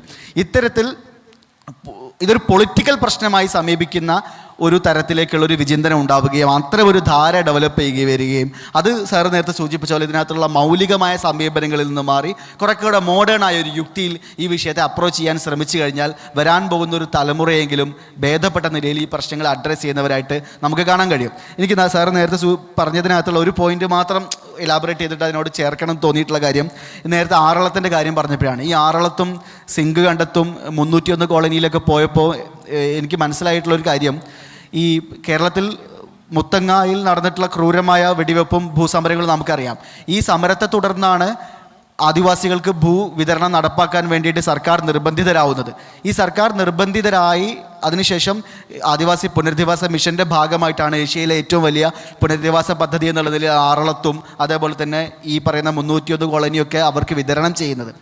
അപ്പോൾ നമുക്ക് തന്നെ അറിയാം, രാജമാണിക്യ കമ്മീഷൻ റിപ്പോർട്ട് പ്രകാരം കേരളത്തിൽ 5 ലക്ഷം ഹെക്ടർ ഭൂമി പാട്ടക്കാലാവധി കഴിഞ്ഞിട്ടും സർക്കാരിൻ്റെ ഉടമസ്ഥതയിലുള്ള 5 ലക്ഷം ഹെക്ടർ ഭൂമി പാട്ടക്കാലാവധി കഴിഞ്ഞിട്ടും സ്വകാര്യ തോട്ടം ഉടമകൾ കൈവശം വെച്ച് ഇരിക്കുന്നു. അവർ സർക്കാരിന് ഈ ഭൂമി വിട്ടുകൊടുക്കുന്നില്ല. സർക്കാരിന് അവകാശപ്പെട്ട ഭൂമിയാണ് അത്. ഇടുക്കിയിലും മറ്റു പല പ്രദേശങ്ങളിലായിട്ട് തോട്ടം ഭൂമി എന്ന് പറഞ്ഞുകൊണ്ട് കോർപ്പറേറ്റുകൾ, ടാറ്റ അടക്കമുള്ള ഹാരിസൺ അടക്കമുള്ള കോർപ്പറേറ്റുകൾ കൈയടക്കി വെച്ചിരിക്കുന്ന ഭൂമിയുണ്ട്. അതേപോലെ തന്നെ കേരളത്തിൽ മറ്റ് വികസന പ്രവർത്തനങ്ങൾക്കും മറ്റു കാര്യങ്ങൾക്കും എന്നുള്ള നിലയിൽ വെസ്റ്റഡായിട്ട് മാറ്റിവെച്ചതും ധാരാളം ഭൂമിയുണ്ട്. ഇത്തരത്തിലുള്ള സമതലങ്ങളിലുള്ള കുറേക്കൂടെ മനുഷ്യർക്ക് കൃഷി ചെയ്യാനും ജീവിക്കാനും ഒക്കെ കുറേക്കൂടെ ബെറ്ററായ ഭൂമി ഒരു ഭാഗത്ത് ഉണ്ടായിരിക്കെ ഈ മനുഷ്യരെ, ഒന്നുമില്ലാത്ത ഭൂരഹിതരായ, മരിച്ചാൽ ശവമടക്കാൻ ഒരു തുണ്ട് ഭൂമി സ്വന്തമായി ഇല്ലാത്ത ആദിവാസികളെ സാറ് നേരത്തെ പറഞ്ഞതുപോലെ ഇത്തരത്തിൽ ഏറ്റവും ഭീകരമായ ആനകൾ വിഹരിച്ചുകൊണ്ടിരിക്കുന്ന സ്ഥലത്ത് കൊണ്ടുപോയി പാർപ്പിക്കാൻ തീരുമാനിക്കുന്നത് പോലും അതിനകത്തുള്ള നമ്മുടെ ഭരണകൂടങ്ങളുടെ സമീപനവുമായി ബന്ധപ്പെട്ട ഒരു പ്രശ്നം കൂടിയുണ്ട്. അത് സാർ നേരത്തെ പറഞ്ഞ വിഷയവുമായിട്ട് കണക്ട് ചെയ്തെന്ന് മാത്രമേ ഉള്ളൂ. ഹരി നേരത്തെ പറഞ്ഞ കാര്യമായിട്ട് എനിക്ക് അവസാനിപ്പിക്കാൻ ഈ കാര്യം മാത്രമേ ഉള്ളൂ. നമ്മൾ ക്യാമ്പസുകൾ, സ്കൂളുകളിൽ പിന്നെ ചെറിയ പരിസ്ഥിതി ക്ലബ്ബുകളുണ്ട്. മാതൃഭൂമിയൊക്കെ സീഡ് എന്ന് പറഞ്ഞുകൊണ്ടൊക്കെയുള്ള ചില പ്രൊജക്റ്റുകൾ കുട്ടികൾക്ക് വേണ്ടിയിട്ട് നടത്തിക്കൊണ്ടിരിക്കുന്നുണ്ട്. പിന്നെ ഈ മനോരമയുടെയും മറ്റു സംവിധാനങ്ങളുടെയൊക്കെ ഭാഗമായിട്ടും കുട്ടികൾക്കിടയിൽ പ്രവർത്തിച്ചുകൊണ്ടിരിക്കുന്ന ധാരാളം സംഘടനകളുണ്ട്. പരിസ്ഥിതി പ്രസ്ഥാനങ്ങളുടെ ഒരു വലിയ ധാര ഈ ഒരേ സമയം വലിയ NGOകളുടെ രൂപത്തിൽ പ്രവർത്തിക്കുന്നവരുണ്ട്, തദ്ദേശീയ കൂട്ടായ്മകളുടെ രൂപത്തിൽ. ഇപ്പോൾ ഒയിസ്ക പോലെയുള്ള NGOകൾ മുതൽ തദ്ദേശീയമായ പല കൂട്ടായ്മ പ്രവർത്തിക്കുന്ന ആളുകളുണ്ട്. പക്ഷേ ഇവരൊക്കെ നമ്മുടെ കുട്ടികളെ ഒരർത്ഥത്തിൽ എന്ത് ചെയ്യുന്നുണ്ട്, വളരെ വികലമായ, വളരെ അന്ധമായ ഒരു ബോധം ഇവരിലേക്ക് പകർന്നു നൽകിയിട്ട് പിന്നെ ഒരു അപകടം സൃഷ്ടിച്ചുകൊണ്ടിരിക്കുന്നത്. ആ അപകടത്തിന് ശാസ്ത്രീയമായ പരിഹാരം വേണം. എൻവയോൺമെൻറ്റലിസത്തിനെ അപ്രോച്ച് ചെയ്യേണ്ടതിനകത്ത് ഒരു പൊളിറ്റിക്സ് കടന്നു വരികയാണെന്നുണ്ടെങ്കിൽ ഒരുപക്ഷെ ഈ പ്രശ്നത്തിനൊരു പരിഹാരം ഉണ്ടാകുന്നതാണ് ഞാൻ വിചാരിക്കുന്നത്. ഇനി നിങ്ങൾക്ക് ചോദ്യങ്ങൾ ചോദിക്കാനുള്ള സമയമാണ്. ഹലോ സാർ, ഞാൻ കാസർഗോഡ് ജില്ലയിലെ ഒരു മലയോര പ്രദേശത്ത് ജീവിക്കുന്ന ഒരാളാണ്. എൻ്റെ കാരണവന്മാർ കുടിയേറി കൃഷി ചെയ്ത് ജീവിച്ചു വന്ന ആൾക്കാരാണ്. അപ്പോൾ ഇന്നത്തെ ആ ഒരു സാഹചര്യത്തിൽ നമ്മുടെ ആ പ്രദേശം നോക്കുമ്പോൾ അവിടുത്തെ കൃഷി രീതികളൊക്കെ ഭയങ്കരമായിട്ട് മാറ്റം വന്നിട്ടുണ്ട്. ആ ജൈവ കൃഷി രീതികൾ, അതുപോലെ തന്നെ കൂടുതൽ മനുഷ്യർ നമ്മൾ ആ പ്രദേശം നിന്ന് സ്വാഭാവികമായിട്ടും മലയോര പ്രദേശം കാട് നിറഞ്ഞൊരു പ്രദേശമാണ്. പന്നികൾ, അതുപോലെ തന്നെ ഒരുപാട് വന്യജീവികളുള്ളൊരു സ്ഥലം കൂടിയാണത്. അപ്പോൾ നമ്മൾ ആദ്യം നമ്മളുണ്ടാകുന്ന ഒരു കാലഘട്ടത്തിൽ നമുക്ക് ഇത്തരത്തിൽ ഈ വന്യജീവികളുടെ ആക്രമണം, അവർ നമ്മുടെ വീടിന് മുന്നിലേക്ക് വരിക, അങ്ങനെയുള്ളൊരു സാഹചര്യമൊന്നും ഉണ്ടായിട്ടില്ല. അതിനുശേഷം നമ്മുടെ കൃഷി രീതികൾ വ്യാപിച്ചു. നമ്മൾ കൂടുതൽ ആ ഒരു പ്രദേശം കീഴ്പ്പെടുത്താൻ വേണ്ടി തുടങ്ങി. മരങ്ങളും മറ്റും വെട്ടി നികത്തിയിട്ട് അവിടെ ചെങ്കല്ലിൻ്റെ കൊത്തുന്ന സ്ഥലങ്ങൾ ഉണ്ടാക്കി. അങ്ങനെ ആ ഒരു പ്രദേശത്തിൽ നമുക്ക് പ്രത്യക്ഷത്തിൽ ആ ഒരു പ്രദേശത്ത് വന്ന മാറ്റങ്ങളൊക്കെ നമുക്ക് കാണാൻ പറ്റുന്നുണ്ടായിരുന്നു.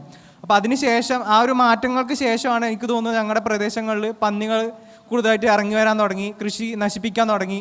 കുറുക്കന്മാർ കൂട്ടത്തോടെ വന്ന് നമ്മളെ മനുഷ്യവാസമുള്ള സ്ഥലങ്ങളിലേക്കെല്ലാം സഞ്ചരിക്കാൻ വേണ്ടി തുടങ്ങി.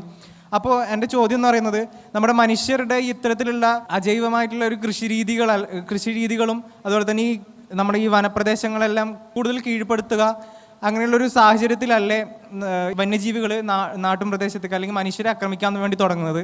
നമ്മൾ മനുഷ്യർ തന്നെ നമ്മുടെ കുഴി വെട്ടുന്ന രീതിയിലല്ലേ നമ്മുടെ പ്രവർത്തനം മുന്നോട്ട് പോയിക്കൊണ്ടിരിക്കുന്നത്? ഏറ്റവും പ്രധാനപ്പെട്ട ഒരു കാര്യം അതിലുള്ളത് ഈ അജൈവകരമായിട്ടുള്ള കൃഷി എന്ന് പറഞ്ഞാൽ എന്താണെന്ന് എനിക്ക് മനസ്സിലായിട്ടില്ല. ഉദ്ദേശിച്ചത് എന്താണ് എനിക്കറിയില്ല. അതായത് വളം പ്രത്യേകമായിട്ടൊന്നും ഇടാതെ വളർത്തുന്നത് അങ്ങനെയൊക്കെയാണോ? ഇനി വേറൊന്ന്, ലോകത്തെ ഏറ്റവും വലിയ അല്ലെങ്കിൽ ഏറ്റവും മനുഷ്യൻ ആദ്യം ചെയ്ത പ്രകൃതി വിരുദ്ധ പരിപാടി എന്താണെന്നറിയോ? കൃഷിയാണ്. കൃഷി എന്ന് പറയുന്നത് പ്രകൃതി വിരുദ്ധമാണ്. അത് പിന്നെ പ്രകൃതി കൃഷി എന്ന് പറഞ്ഞിട്ടൊരു കൃഷിയില്ല. അത് നമ്മുടെ ഒരു തെറ്റിദ്ധാരണയാണ്. അതായത് സ്വാഭാവികമായിട്ടും വളരേണ്ടതിൻ്റെ അകത്തെ നമുക്ക് വേണ്ടതിനെ മാത്രം സെലക്റ്റീവായിട്ട് എടുത്തിട്ട് നമുക്ക് വേണ്ട ഒരു സ്ഥലത്ത് നമുക്ക് വേണ്ട സമയത്ത് വളർത്തുന്നതിനാണ് കൃഷി എന്ന് പറയുക. അതാണ് മനുഷ്യൻ ചെയ്ത ഫസ്റ്റിലത്തെ. അത് അങ്ങനെ ഉണ്ടായതുകൊണ്ടാണ് നമ്മൾ എന്ത് ചെയ്തത്, നമുക്ക് ആവശ്യത്തിന് ഭക്ഷണം കിട്ടിയിട്ട് നമ്മളെ സ്പീഷീസ് ഇങ്ങനെ വലുതായത്. അല്ലെങ്കിൽ ഇപ്പോഴും ബാക്കി എല്ലാ സ്പീഷീസുകളെ പോലെ തന്നെ എണ്ണം ഒരു നിയന്ത്രിതമായിട്ട് വരും. നമ്മൾക്ക് ഇങ്ങനത്തെ ഒരു ബുദ്ധി വന്നിട്ട് പ്രകൃതി വിരുദ്ധമായിട്ടുള്ള കാര്യങ്ങൾ ചെയ്യാൻ പറ്റിയത് കൊണ്ടാണ് നമ്മൾ സ്വാഭാവികമായിട്ടുള്ള, നമുക്കറിയാം 1900 ലോകത്തിലെ ജനസംഖ്യ എത്രയായിരിക്കും എന്ന് അറിയോ? നമ്മൾ വിചാരിക്കും ഇപ്പോഴുള്ളതിനെക്കാട്ടി ഒരു 10-100 കോടി കുറവായിരിക്കുന്നു. അങ്ങനെയൊന്നുമല്ല, വളരെ കുറവായിരുന്നു. ഈ കഴിഞ്ഞ ഒരു 100 കൊല്ലം കൊണ്ടാണ് നമ്മൾ ഈ പറഞ്ഞ ഇത്രയും വന്നത്. അപ്പം അത് ജനങ്ങളൊന്നും വേണ്ട എന്ന് പറഞ്ഞ് പ്രശ്നങ്ങൾ തീർന്നു. അതിൽ എനിക്ക് ഒരു ചർച്ചയില്ല. എന്നോടിപ്പോൾ ഈ പറയുന്ന ആൾക്കാരൊക്കെ പറയുന്നവരോട് ഞാൻ പറയാം, പോയി മരിച്ചൂടെ? ഭൂമിക്ക് ഭാരാകാതെ പ്രകൃതിക്ക് ഇങ്ങനെ ദോഷം വരാതെ നിങ്ങളാലും ആവുന്ന സംഭാവന നൽകുക. എന്ത്? ഞാനും വേണ്ട, എനിക്ക് ഇനി എൻ്റെ മക്കളും വേണ്ട, എൻ്റെ തലമുറയും വേണ്ട, ഭൂമിക്കോ അല്ലെങ്കിൽ പ്രകൃതിക്കോ നൽകാവുന്ന എൻ്റെ വലിയ സംഭാവന. അതിന് നമ്മളാരും സന്നദ്ധമല്ലല്ലോ. നമ്മൾ കല്യാണം കഴിക്കണം, നമുക്ക് കുട്ടികളും വേണം, അവർ നന്നായിട്ട് ഞാൻ വീണ്ടും അണ്ടർലൈൻ ചെയ്യുന്നു, നന്നായിട്ട് ജീവിക്കുകയും വേണം. അതിനെന്ത് വേണം? റിസോഴ്സസ് വേണം. നമ്മൾ റിസോഴ്സസ് ഇപ്പോൾ നേരത്തെ പറഞ്ഞ പോലെ എല്ലാ മലയാളികൾക്കും ഞാൻ അടക്കമാണ് പറഞ്ഞു. ഞാൻ നിലവിളി എന്നൊക്കെ പറഞ്ഞ ഒരു സിനിമ എടുത്തിരുന്നു പരിഷത്തിന് വേണ്ടിയിട്ട്. അതായത് ഭൂമി എന്നാന്ന് JCB പോയിട്ട് മാന്തി നശിപ്പിച്ചതിൻ്റെ ഒരു സാധന. നിങ്ങളിൽ പലരെയാളെയും ഇങ്ങനെ ആക്കിയ ഒരു കാരണക്കാരനൊക്കെയാണ് ഞാനും കൂടി. അപ്പോൾ നമുക്കൊക്കെ ഭയങ്കര കുറ്റബോധം, ആഗോളതാപനം ഉണ്ടാക്കിയത് മുഴുവൻ ഞാനാ. കാണിച്ചിട്ടുണ്ടാവും എൻ്റെ ഡോക്യുമെൻ്ററി. അത് ആ ഡോക്യുമെൻ്ററി നശിപ്പിച്ചതിൻ്റെ പാപഭാരമായിട്ടാണ് ഞാൻ ഇപ്പം നടക്കുന്നത്. ഞാനത് മിണ്ടാറില്ല. അതുകൊണ്ട് ഞാൻ ആ ഡോക്യുമെൻ്ററി സംവിധാനം ചെയ്തത്, പരിഷത്തിൻ്റെ പല ഡോക്യുമെൻ്ററികളും ഞാനാ സംവിധാനം ചെയ്ത്. ഞാൻ ബേസിക്കലി ഒരു ഫിലിം മേക്കറായിരുന്നു. എനിക്ക് എൻ്റെ ഒരു തിരിച്ചറിവ് വന്നതാണ്. അതായത് ഇത്രയധികം കുറ്റബോധം നമ്മളിൽ, അതായത് ഹേ പാപിയായ മനുഷ്യ എന്ന് പറഞ്ഞിട്ട് ചില സുവിശേഷകന്മാർ റോഡ് സൈഡിൽ പണ്ട് M. കൃഷ്ണൻ നായർ പണ്ട് എഴുതിയിട്ടുണ്ട്. അയാൾ പറയുന്നത് കേൾക്കാൻ നോക്കുമ്പോഴാണ് ഇയാൾ പറയുന്നത് ഹേ പാപിയായ മനുഷ്യ. അപ്പം തന്നെ ഞാൻ തിരിച്ചു നടക്കും, ഞാനങ്ങനത്തെ പാവമൊന്നും ചെയ്തിട്ടില്ല. അതുപോലെ നമ്മൾ ഇത്രയധികം പരിസ്ഥിതി നാശം വരുത്തിയവരാണോ? നിങ്ങളെല്ലാവരുടെയും മനസ്സിൽ, കേരളത്തിലെ ഒരുവിധം എല്ലാ സാധാരണക്കാരൻ്റെ മനസ്സിലുമുള്ള ഒരു ബോധം പശ്ചിമഘട്ട ഇടിച്ച് തകർത്ത ദുഷ്ടനായ, ഇപ്പം പറയുമ്പോൾ കാട് മുഴുവൻ കയ്യേറി എന്ന് പറയും. ഇപ്പോഴും പറയുന്ന മൃഗങ്ങൾ കാരണം കാടായ കാടത്രയും നശിപ്പിച്ചിട്ടല്ലേ? ആര് നശിപ്പിച്ചിട്ട്? കഴിഞ്ഞ 20 വർഷത്തിൻ്റെ ഇടയിൽ കാടിൻ്റെ ഒരു ചില്ല പൊട്ടിക്കാൻ നമുക്ക് പറ്റില്ല, അത്ര കർശന. എൻ്റെ അറിവിൽ വളരെ വളരെ ചെറിയ ഒരു ഏക്കറോ 2 ഏക്കറോ സ്ഥലത്ത് കഞ്ചാവ് കൃഷിയോ അല്ലെങ്കിൽ കുടിയേറ്റമോ ഒക്കെ നടന്നതൊന്നും ഇത്രയും വലിയ ഒരു ലാൻഡ്സ്കേപ്പിൽ ഒന്നും അല്ലാതെ കേരളത്തിലെ കാടുകൾ സംരക്ഷിച്ചിട്ട് തന്നെയുള്ളത്. പറയുന്നതൊക്കെ എപ്പോഴാണ് 70കളുടെ പുറകിൽ. എൻ്റെ വയസ്സിലുള്ള, എൻ്റെ ചെറുപ്പത്തിൽ കേട്ടതാണ് ചതുരൂർ വനം കൊള്ളാം, മറ്റേ കൊള്ളാം എന്നൊക്കെ പറയുന്നത്. അതൊന്നും ഇപ്പോഴൊന്നും നടന്നതല്ല. ഇപ്പോഴൊക്കെ കാടിന് പുറത്ത് ചില മരമൊക്കെ മുറിച്ചതിനൊക്കെയാണ് റിപ്പോർട്ടർ TV-കാരെയൊക്കെ ചീത്ത പറഞ്ഞുകൊണ്ടിരിക്കുന്നത്, അല്ലാതെ കാടിൻ്റെ ഉള്ളിൽ നിന്നല്ല. അപ്പോൾ ഇത്തരത്തിലുള്ള കാട് നശിപ്പിക്കലൊന്നും നമ്മളില്ല. ഇപ്പം നമ്മൾ മറ്റേ അയ്യപ്പനും കോശിയിലും പറഞ്ഞ പോലെ ഇതിൽ നമ്മളില്ല. പക്ഷെ നമ്മളാണ് ഇതെല്ലാം ചെയ്തതെന്ന് സ്വയം വരുത്തി വെക്കുകയാണ്. അതുപോലെ തന്നെയാണ് ഈ മരത്തോടുള്ള നമ്മുടെ അമിതമായിട്ടുള്ള ഇഷ്ടം. കേരളത്തിലെ എൻ്റെ അറിവിൽ മരം വെക്കണ്ടെന്നല്ല പറയുന്നത്. ഈ മരം നമ്മളോട് വീണ്ടും വീണ്ടും വീണ്ടും വീണ്ടും വെക്കാം. മരം വെച്ചാൽ കൃഷി നടത്താൻ പറ്റില്ല.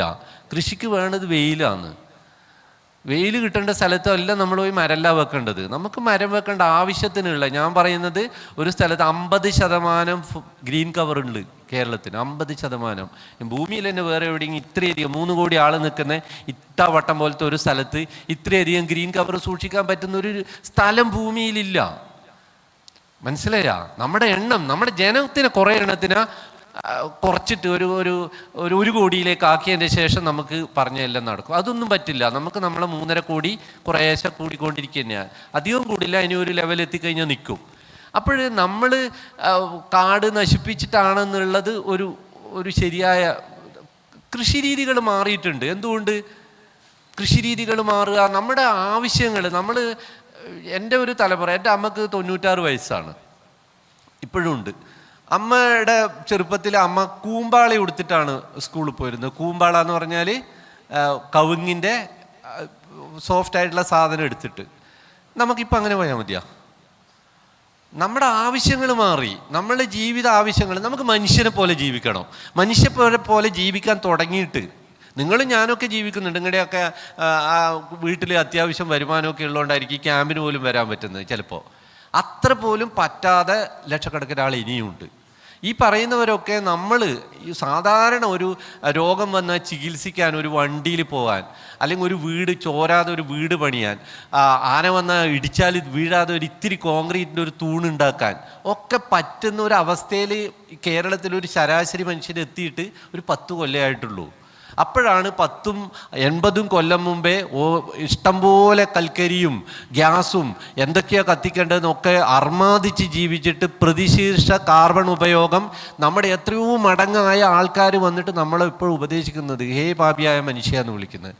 നമ്മളും മനുഷ്യനെ പോലെ ജീവിക്കുന്നത്. ഇതിങ്ങനെ തുടരണം എന്നല്ല ഞാൻ പറയുന്നത്. പക്ഷെങ്കിൽ മനുഷ്യനായി ജനിച്ചുപോയി. നമുക്ക് ഏറ്റവും ബേസിക് ആയിട്ടുള്ള നീഡുകൾ ഫില്ല് ചെയ്തുകൊണ്ട് ഒരു മനുഷ്യനെ പോലെ ജീവിച്ച് മരിക്കണം. മക്കളെ പഠിപ്പിക്കണം, അത്യാവശ്യം സന്തോഷങ്ങളൊക്കെ വേണം, യാത്രകൾ നടത്തണം, ഒക്കെ അതിനുള്ള റിസോഴ്സേ നമ്മൾ എടുക്കുന്നുള്ളൂ എന്നുള്ള വിശ്വാസക്കാരനാണ് ഞാൻ.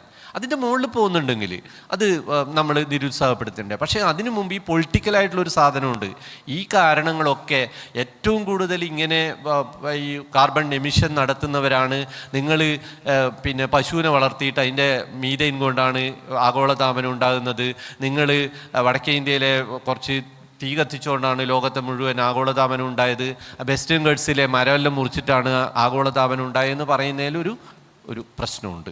അപ്പം നമ്മളിപ്പം ഇവർ പറഞ്ഞ എൻ്റെ നാട്ടിലടക്കമുള്ള പ്രശ്നമാണ് ലാറ്ററൈറ്റ് ആണ്. നമ്മുടെ വടക്കൻ മലബാറിലെ കുറേ കാസർഗോഡ്, കണ്ണൂർ ജില്ലയിൽ ഈ ഒരു 10 ഏക്കർ സ്ഥലമുള്ള ഒരാൾ 5 ഏക്കർ സ്ഥലമുള്ള 5 ഏക്കർ സ്ഥലം 10 രൂപ അതിനകത്ത് നിന്ന് വരുമാനം കിട്ടിയിട്ടില്ല ഇത്രയും കാലം അയാൾക്ക്.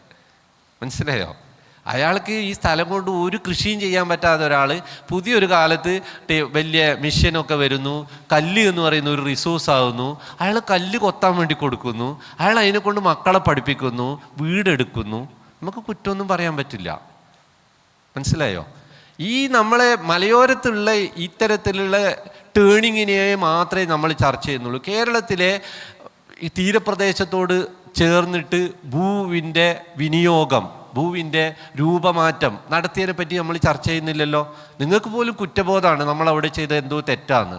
കേരളത്തിലെ ഭൂരിപക്ഷം ജനങ്ങളും ജീവിക്കുന്നത് ഇടനാടിൻ്റെ ഇപ്പുറത്തുള്ളവർ ചെയ്ത ഭൂമിയുടെ മാറ്റം എന്താ? ഒന്നിനും കാരണമല്ലേ? അപ്പോൾ നമ്മൾ അനാവശ്യമായിട്ടുള്ള കുറ്റബോധം കൊണ്ട് ജീവിക്കുന്നു എന്നാണ് ഞാൻ പറയുന്നത്. ഇത്രയധികം കുറ്റബോധം വേണ്ട. അപ്പം എല്ലാവരുടെ ഉള്ളിൽ കുറ്റബോധമാണ്. നമ്മൾ എന്തോ ചെയ്തിരിക്കുന്നു. ഒരു മരം മുറിക്കുമ്പോൾ ഇത്ര കരയേണ്ട കാര്യമില്ല. മരം എന്ന് പറയുന്ന സാധനം കാർബൺ ശേഖരിച്ച് വെച്ച് 100, 200, 300 കൊല്ലം നമുക്ക് സ്റ്റോക്കാക്കി മാറ്റാൻ പറ്റുന്ന വിധത്തിൽ അതിനെ പ്രിസർവ് ചെയ്ത് ഫർണിച്ചർ ആക്കലാണ് ഏറ്റവും നല്ല പരിസ്ഥിതി പ്രവർത്തനം. എന്നിട്ട് 4 മരവും നടുക. അല്ലാതെ മരം മുറിക്കുമ്പോൾ എത്രയോ എൻ്റെ മുത്തശ്ശിമാവ് അത് വീഴുമ്പോൾ അതിനെ കെട്ടിപ്പിടിക്കുക, എന്നിട്ട് അതിന് വൃക്ഷവൈദ്യം എന്ന് പറഞ്ഞിട്ട് അതിന് കുറേ 10,000 രൂപയുടെ മരുന്നും തുണിയൊക്കെ പുരട്ടി കെട്ടുക, അതിനെയൊക്കെ പ്രൊമോട്ട് ചെയ്യുക. അതിലൊന്നും കാര്യമില്ല. മുത്തശ്ശി മരിച്ചാലില്ലാത്ത സങ്കടത്തിനേക്കാളും ഭയങ്കര സങ്കടത്തോടെയൊന്നും വേണ്ട. ഒരു 10, 100 വർഷമായ ഒരു മരത്തിന് മുറിക്കുന്ന അത് കൊടുത്ത സർവീസിനെയൊക്കെ നമ്മൾ പരിഗണിക്കുക തന്നെ. അത് മുറിച്ചിട്ട് 3 അവിടെ നടാമല്ലോ. ആ മരം ദ്രവിച്ച് തുടങ്ങുന്നതിന് മുമ്പ്, കുത്തൻ ബോറേഴ്സ് വരുന്നതിന് മുമ്പ് എന്ത് ചെയ്യണം? അതിനെ നല്ല പലയാക്കിയിട്ട് എന്ത് ചെയ്യണം? വീട്ടിലെ ഫർണിച്ചറായിട്ട് ഉപയോഗിക്കണം. എങ്കിൽ 300 കൊല്ലം നമ്മൾ അത്ര പോരം കാർബണ നമ്മളെ വീട്ടിൽ സൂക്ഷിച്ചു വെച്ചു എന്നർത്ഥം. അല്ലാതെ അത് മണ്ണിലേക്ക് അലിയാൻ വിടുക അല്ല വേണ്ടത്. സാർ ഈ സൂചിപ്പിച്ച ഈ ഒരു പുല്ല് പോലും പറിച്ച് കളയരുതെന്നുള്ളൊരു പരിസ്ഥിതി തീവ്രവാദ ലയനുണ്ടല്ലോ, അത് പ്രധാനമായിട്ട് നമ്മൾ ഈ പോളിസി മേക്ക് ചെയ്യുന്നവർക്കും ഇതിൻ്റെ ഒരു വലിയ തെറ്റിദ്ധാരണ ഉള്ളതായിട്ട് തോന്നിയിട്ടുണ്ടെന്നല്ല ഉണ്ട്. പലപ്പോഴും നമ്മൾ പൊതുവേദികളെ കാണുന്നതാണല്ലോ. അപ്പോൾ ശരിക്കും എനിക്കൊന്നൊരു ബോധവൽക്കരണം ആ സൈഡിലേക്കാണ് കുറച്ചുകൂടെ വേണ്ടതെന്നല്ലേ തോന്നുന്നത്. അതായത് വലിയ തരത്തിൽ അവർ തെറ്റിദ്ധരിക്കപ്പെട്ടിട്ടുണ്ട്. ഒരുപക്ഷെ ഒരു മാസിനെ തൃപ്തിപ്പെടുത്താനായിരിക്കാം, വാട്ടവർ അവർ ഈ ഭീകരമായ കാൽപ്പനികവൽക്കരണം പറഞ്ഞു നടക്കുകയും കക്ഷി രാഷ്ട്രീയ പാർട്ടികൾ ഉൾപ്പെടെ ഉള്ളവർ അത് പ്രചരിപ്പിക്കുകയും ചെയ്യുമ്പോൾ അത് കൂടുതൽ അപകടം ഉണ്ടാക്കുന്നതായിട്ട് തോന്നിയിട്ടില്ലേ? പിന്നെ ഇനി അതിന് മറുപടി ഒന്നും വേണ്ട. അങ്ങനെ തന്നെയാണ് അതുള്ളത്. അതിലിപ്പം നമുക്ക് പോളിസി മേക്കിംഗ് എന്ന് പറയുന്നതിൽ മാത്രമല്ല, എൻ്റെ ഒരു വിഷയത്തിൽ നമ്മുടെ പാഠപുസ്തകങ്ങളിലൊക്കെയുള്ള പരിസ്ഥിതി പാഠങ്ങൾ എന്ന് പറയുന്നത് ആത്യന്തികമായിട്ട് ഇത്തരത്തിലുള്ള ഒരു റൊമാൻറ്റിക് ആയിട്ടാണ്. പരിസ്ഥിതിക്ക് ഒരു സയൻസാണ്, എൻവയോൺമെൻ്റൽ ഒരു സയൻസാണ്, അതൊരു കവിതയല്ല. ആദ്യമായിട്ട് അതാണ് വേണ്ടത്. നമുക്ക് അവിടെയൊക്കെ എല്ലാം വളരെ യാന്ത്രികമായിട്ട് മാത്രം കാണണമെന്നല്ല ഞാൻ പറഞ്ഞത്. കവിത മോശം കാര്യമോ ഒന്നുമല്ല, ആണെങ്കിൽ കൂടി അതൊരു സയൻസാണ്. എൻവയോൺമെൻറ്റിനെ എങ്ങനെ പ്രൊട്ടക്റ്റ് ചെയ്യണമെന്നുള്ളത് അതിൽ മാതൃകകൾ നമുക്ക് അധികമൊന്നുമില്ല. ഞാൻ വീണ്ടും പറയുന്നു, സ്കാൻഡിനേവിയൻ രാജ്യങ്ങൾ അങ്ങനെ ചെയ്യുന്നില്ലേ, കള്ളിങ് ചെയ്യുന്നില്ലേ, അവർ മൃഗങ്ങളെ അതിൽ നിന്നൊക്കെ വ്യത്യസ്തമാണ്. നമുക്ക് ആനയെ കൊല്ലാൻ പറ്റില്ല. അതൊരു കൾച്ചറലായിട്ടുള്ളൊരു പ്രശ്നവും കൂടിയുണ്ട്. ഞാൻ വീണ്ടും പറയുന്നത്, നമ്മൾക്ക് ഇപ്പോൾ ആസ്ട്രേലിയയിൽ കങ്കാരുവിനെ വെടിവെച്ച് കൊല്ലാൻ ഒരു വിഷമവും ഉണ്ടാവില്ല. ആർക്ക്? ആസ്ട്രേലിയയിലെ ആൾക്കാർക്ക്. അത് എണ്ണം കൂടുന്നു, അതിന് കൊല്ലുന്നു.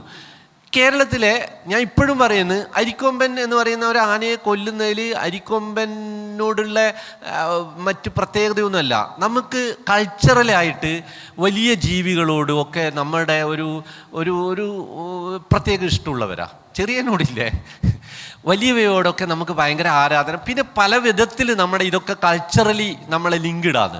ഇപ്പം ഒരു റിലീജിയസ് ആയിട്ട് പോലും. അപ്പം ആനയുടെ ഒരു വിഷയത്തിൽ ഇത്രയധികം ചർച്ച വരുന്നത് അതുകൊണ്ടാണ്. പന്നിയെ കൊന്നാലേ അങ്ങനെ വരാത്തത്. അപ്പോൾ പന്നി വേട്ട എന്ന് പറയും. ഇപ്പം വേറെ അദ്ദേഹം പറഞ്ഞതിൽ ഒരു പ്രധാനപ്പെട്ട ഒരു കാര്യം, വടക്കൻ കേരളങ്ങളിലെ തെയ്യങ്ങളോട് അനുബന്ധിച്ചിട്ട് വേട്ട വളരെ സാധാരണമായിരുന്നു. പല കാവുകളിലും പഴയ കാലത്ത് വേട്ടയാണ്. അതായത് ഈ തെയ്യത്തിൻ്റെയോ അല്ലെങ്കിൽ അതേപോലത്തെ കാവിലെ ഉത്സവങ്ങളോട് അനുബന്ധിച്ചിട്ട് വേട്ടകൾ നടക്കും.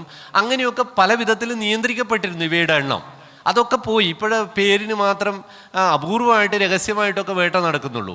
അപ്പം അങ്ങനെയല്ലാത്ത വിധത്തിലേക്ക് നമുക്ക് ഇത് പോകണമെങ്കിൽ കുട്ടികളിൽ തന്നെ പരിസ്ഥിതി എന്ന് പറയുന്ന ഒരു സയൻസ് ആണെന്നുള്ള രീതിയിലുള്ള ഒരു പരിശീലനം നമ്മുടെ പരിസ്ഥിതി ക്ലബ്ബുകളൊക്കെ, അതിൽ വലിയ കുറ്റബോധത്തോടെയാണ് ഞാൻ ഇത് പറയുന്നത്. എനിക്ക് ചീത്തക്കൊന്നും പേരില്ല. ഇപ്പോൾ കഴിഞ്ഞ 2 ആഴ്ച മുമ്പ് എന്നെ പക്ഷികൾക്ക് വെള്ളം വെച്ച് എന്തിനാന്ന് ചോദിച്ചതിന് എന്നെ കൊല്ലാതെ ആളില്ല. അതായത് എൻ്റെ ഒരു ലോജിക്കലി സയൻസ് ഞാൻ ചോദിച്ചതാണ്. കേരളത്തിൽ 44 നദികൾ, എത്ര 2 കിലോമീറ്റർ കഴിഞ്ഞാലെന്ന് പറഞ്ഞ പോലത്തെ എവിടെയുമായിട്ടൊരു ഓപ്പൺ വെല്ലുള്ള ഒരു സ്ഥലമാണ്. പക്ഷികൾ സൈബീരിയയിൽ നിന്ന് വരാൻ പോലും അറിയുന്ന പക്ഷികളാണ്. നമ്മളെക്കാൾ എത്രയോ മുമ്പേ പരിണമിച്ചുണ്ടായ അതിജീവന ശേഷിയുള്ളവരാണ് പക്ഷികൾ. നിങ്ങൾ ഈ കുടുക്കയിൽ വെള്ളം വെച്ചിട്ടൊന്നും കാര്യമില്ല. അത് വെച്ചത് നല്ലത് തന്നെ, കൊടുക്കും. പക്ഷേ നമ്മൾ എന്തിനാണോ വെച്ചത്, പക്ഷികൾ വെള്ളം കിട്ടാതെ ദാഹിച്ച് ചാവുമെന്ന് വിചാരിച്ചിട്ട് ആണല്ലോ. അത് നമ്മൾ ചെയ്ത നമ്മളെ വീട്ടിൽ കെട്ടിയിട്ട് ആടിനും പശുവിനും വെള്ളം കിട്ടാതെ ആയിക്കഴിഞ്ഞാൽ നമ്മൾ വെള്ളം കൊണ്ട് കൊടുക്കുന്ന പോലെയാണ്. ഇത് ചിറകുള്ളൊരു ജീവിയാണ്, പരിണമിച്ച ജീവിയാണ്. അതിനറിയാം വെള്ളം എവിടെയുണ്ട് എന്നുള്ളത്. അതിനനുസരിച്ചിട്ട് ഭക്ഷണത്തിൻ്റെ ശീലം പോലും മാറ്റാൻ അവർക്കറിയും. ഒരു ടെറിട്ടറി മാറാനും അവർക്കൊരു പ്രശ്നമൊന്നുമില്ല. നിങ്ങൾ ഈ പറഞ്ഞ ഈ പഞ്ചായത്തിലേ ഞാൻ ജീവിക്കുകയുള്ളൂ എന്നുള്ള വാശിയുള്ളവരല്ല. അതിനനുസരിച്ചിട്ട് ഡ്രൗട്ട് വരുന്നതിനനുസരിച്ച് അവർ ഷിഫ്റ്റ് ചെയ്തുകൊണ്ടിരിക്കും. നമ്മളെക്കാളും കൃത്യമായിട്ട് അതിനറിയും. ഫുഡ് പഴങ്ങളിലേക്ക് മാറും, അല്ലെങ്കിൽ ചിലപ്പോൾ ഡ്രൈ ആയിട്ടുള്ള ഫ്രൂട്ട്സിലേക്ക് മാറും, അല്ലെങ്കിൽ കാറ്റർപില്ലേഴ്സ് സ്പെഷ്യലൈസ്ഡ് ആയിട്ട് ഓരോ പക്ഷികളും മാറിക്കൊണ്ടിരിക്കും. അല്ലാതെ ദാഹിച്ചിട്ട് കേരളത്തിൽ ഒരു പക്ഷി വീണ് ചത്തായിട്ട് എൻ്റെ അറിവിലില്ല. പക്ഷേ ഈ കുടം വെച്ച വക എത്രയോ പക്ഷികളെ പൂച്ച പിടിച്ചിട്ടുണ്ട്. നിങ്ങൾ ചെയ്ത് ഉപകാരമാണോ ഉപദ്രവമാണോ എന്നേ ഞാൻ ചോദിച്ചിട്ടുള്ളൂ. അതിന് എന്നെ കൊല്ലാൻ ഇനി ഒന്നുമില്ല. അത് പലരുടെയും റൊമാൻറ്റിക്. അതായത് ഇതിൻ്റെ മുകളിൽ പക്ഷികൾ കുടിക്കാനുള്ള വെള്ളം എന്ന് ബോർഡ് എഴുതി വെച്ചവന്മാരാ. എന്തിന്? പക്ഷി കാണാനല്ലല്ലോ, നാട്ടുകാർ കാണാൻ. ഞാൻ ഭയങ്കര പരിസ്ഥിതി സ്നേഹിയാണ്, ജീവസ്നേഹിയാണ്. മുറിഞ്ഞ ഉപ്പ് കേൾക്കാതെ ചില ആൾക്കാരാണ് അതൊക്കെ ചെയ്തിട്ടുണ്ടാവുക. അപ്പോൾ നമ്മുടെ ഉള്ളിൽ ഇത്തരത്തിലുള്ള പരിസ്ഥിതി സംബന്ധമായിട്ടുള്ള ഭയങ്കരമായിട്ടുള്ള പ്രകടനപരതയും കൂടി കൂടുതലാണ്. അതൊക്കെ ഈ നമ്മളിൽ ഇങ്ങനെ വന്നതാ. അത് മാറ്റേണ്ടതാണെന്നാണ് എനിക്ക് തോന്നുന്നത്. ഒരർത്ഥത്തിൽ ഇതൊരു ഇപ്പോൾ ഇന്ന് ഈ ക്യാമ്പിൽ ഇങ്ങനെ ഒരു സബ്ജക്റ്റ് ഡിസ്കസ് ചെയ്യുന്നതിനെ തന്നെയും ഞാൻ വളരെ പ്രോഗ്രസീവായിട്ടാണ് കാണുന്നത്. അതായത് ഒരു 5 വർഷം മുമ്പാണെങ്കിൽ കേരളത്തിൽ ഏതാനും കുറച്ച് യുവാക്കൾ അവരുടെ ഒരു സോഷ്യലായ കാഴ്ചപ്പാടുകൾക്ക് ഭാഗമായി ഉയർത്തിക്കൊണ്ടുവന്നൊരു മൂവ്മെൻറ്റിൻ്റെ ഭാഗമായി ഒരു ക്യാമ്പ് നടക്കുകയാണെങ്കിൽ അവിടെ ചർച്ച ചെയ്യുക തിരിച്ചാണ്, മറ്റേ നറേറ്റീവിലാണ് ചർച്ച ചെയ്യുക. അവിടെ ആ പ്രതിനിധികളാണ് ഉണ്ടാവുക. ഒരു മാധ്യമ ക്യാമ്പ് നടക്കുകയാണെന്നുണ്ടെങ്കിൽ മാധ്യമങ്ങൾക്കകത്തുള്ള പരിസ്ഥിതി റിപ്പോർട്ടിങ്ങിനകത്ത് വേണ്ടത്ര ഗൗരവമില്ല എന്നുള്ള നിലയിൽ ആ ആംഗിളിലാണ് ചർച്ച നടക്കുക. ഒരു യൂത്ത് ക്യാമ്പിൽ കേരളത്തിലെ പരമ്പരാഗതമായ പരിസ്ഥിതി നറേറ്റീവുകളുടെ പ്രശ്നം എന്താണെന്ന് ചർച്ച ചെയ്യാൻ തുടങ്ങി എന്നുള്ളത് ഒരു പുതിയ തുടക്കമാണ്. ആ തുടക്കത്തിന് ആ ഇനിഷ്യേറ്റീവ് ഒരർത്ഥത്തിൽ എന്താണ്, വലിയ രീതിയിൽ പോസിറ്റീവായിട്ട് മാർക്ക് ചെയ്യപ്പെടേണ്ടതാണ്. അത് ഹിസ്റ്ററിയാണ് ഒരർത്ഥത്തിൽ. ചരിത്രത്തിലാദ്യമായി 100% ഞാൻ പറഞ്ഞതിനോട് യോജിക്കണമെന്ന് ഞാൻ ഒരിക്കലും വാശി പിടിക്കുന്നില്ല. ഞാൻ ഒരിക്കലും പക്ഷിക്ക് വെള്ളം കൊടുക്കരുത് എന്ന് പറയാത്തവനാണ്. പക്ഷികൾക്കൊക്കെ വെള്ളം കൊടുക്കുക, എല്ലാവർക്കും കൊടുക്കാന്നേ വെള്ളം.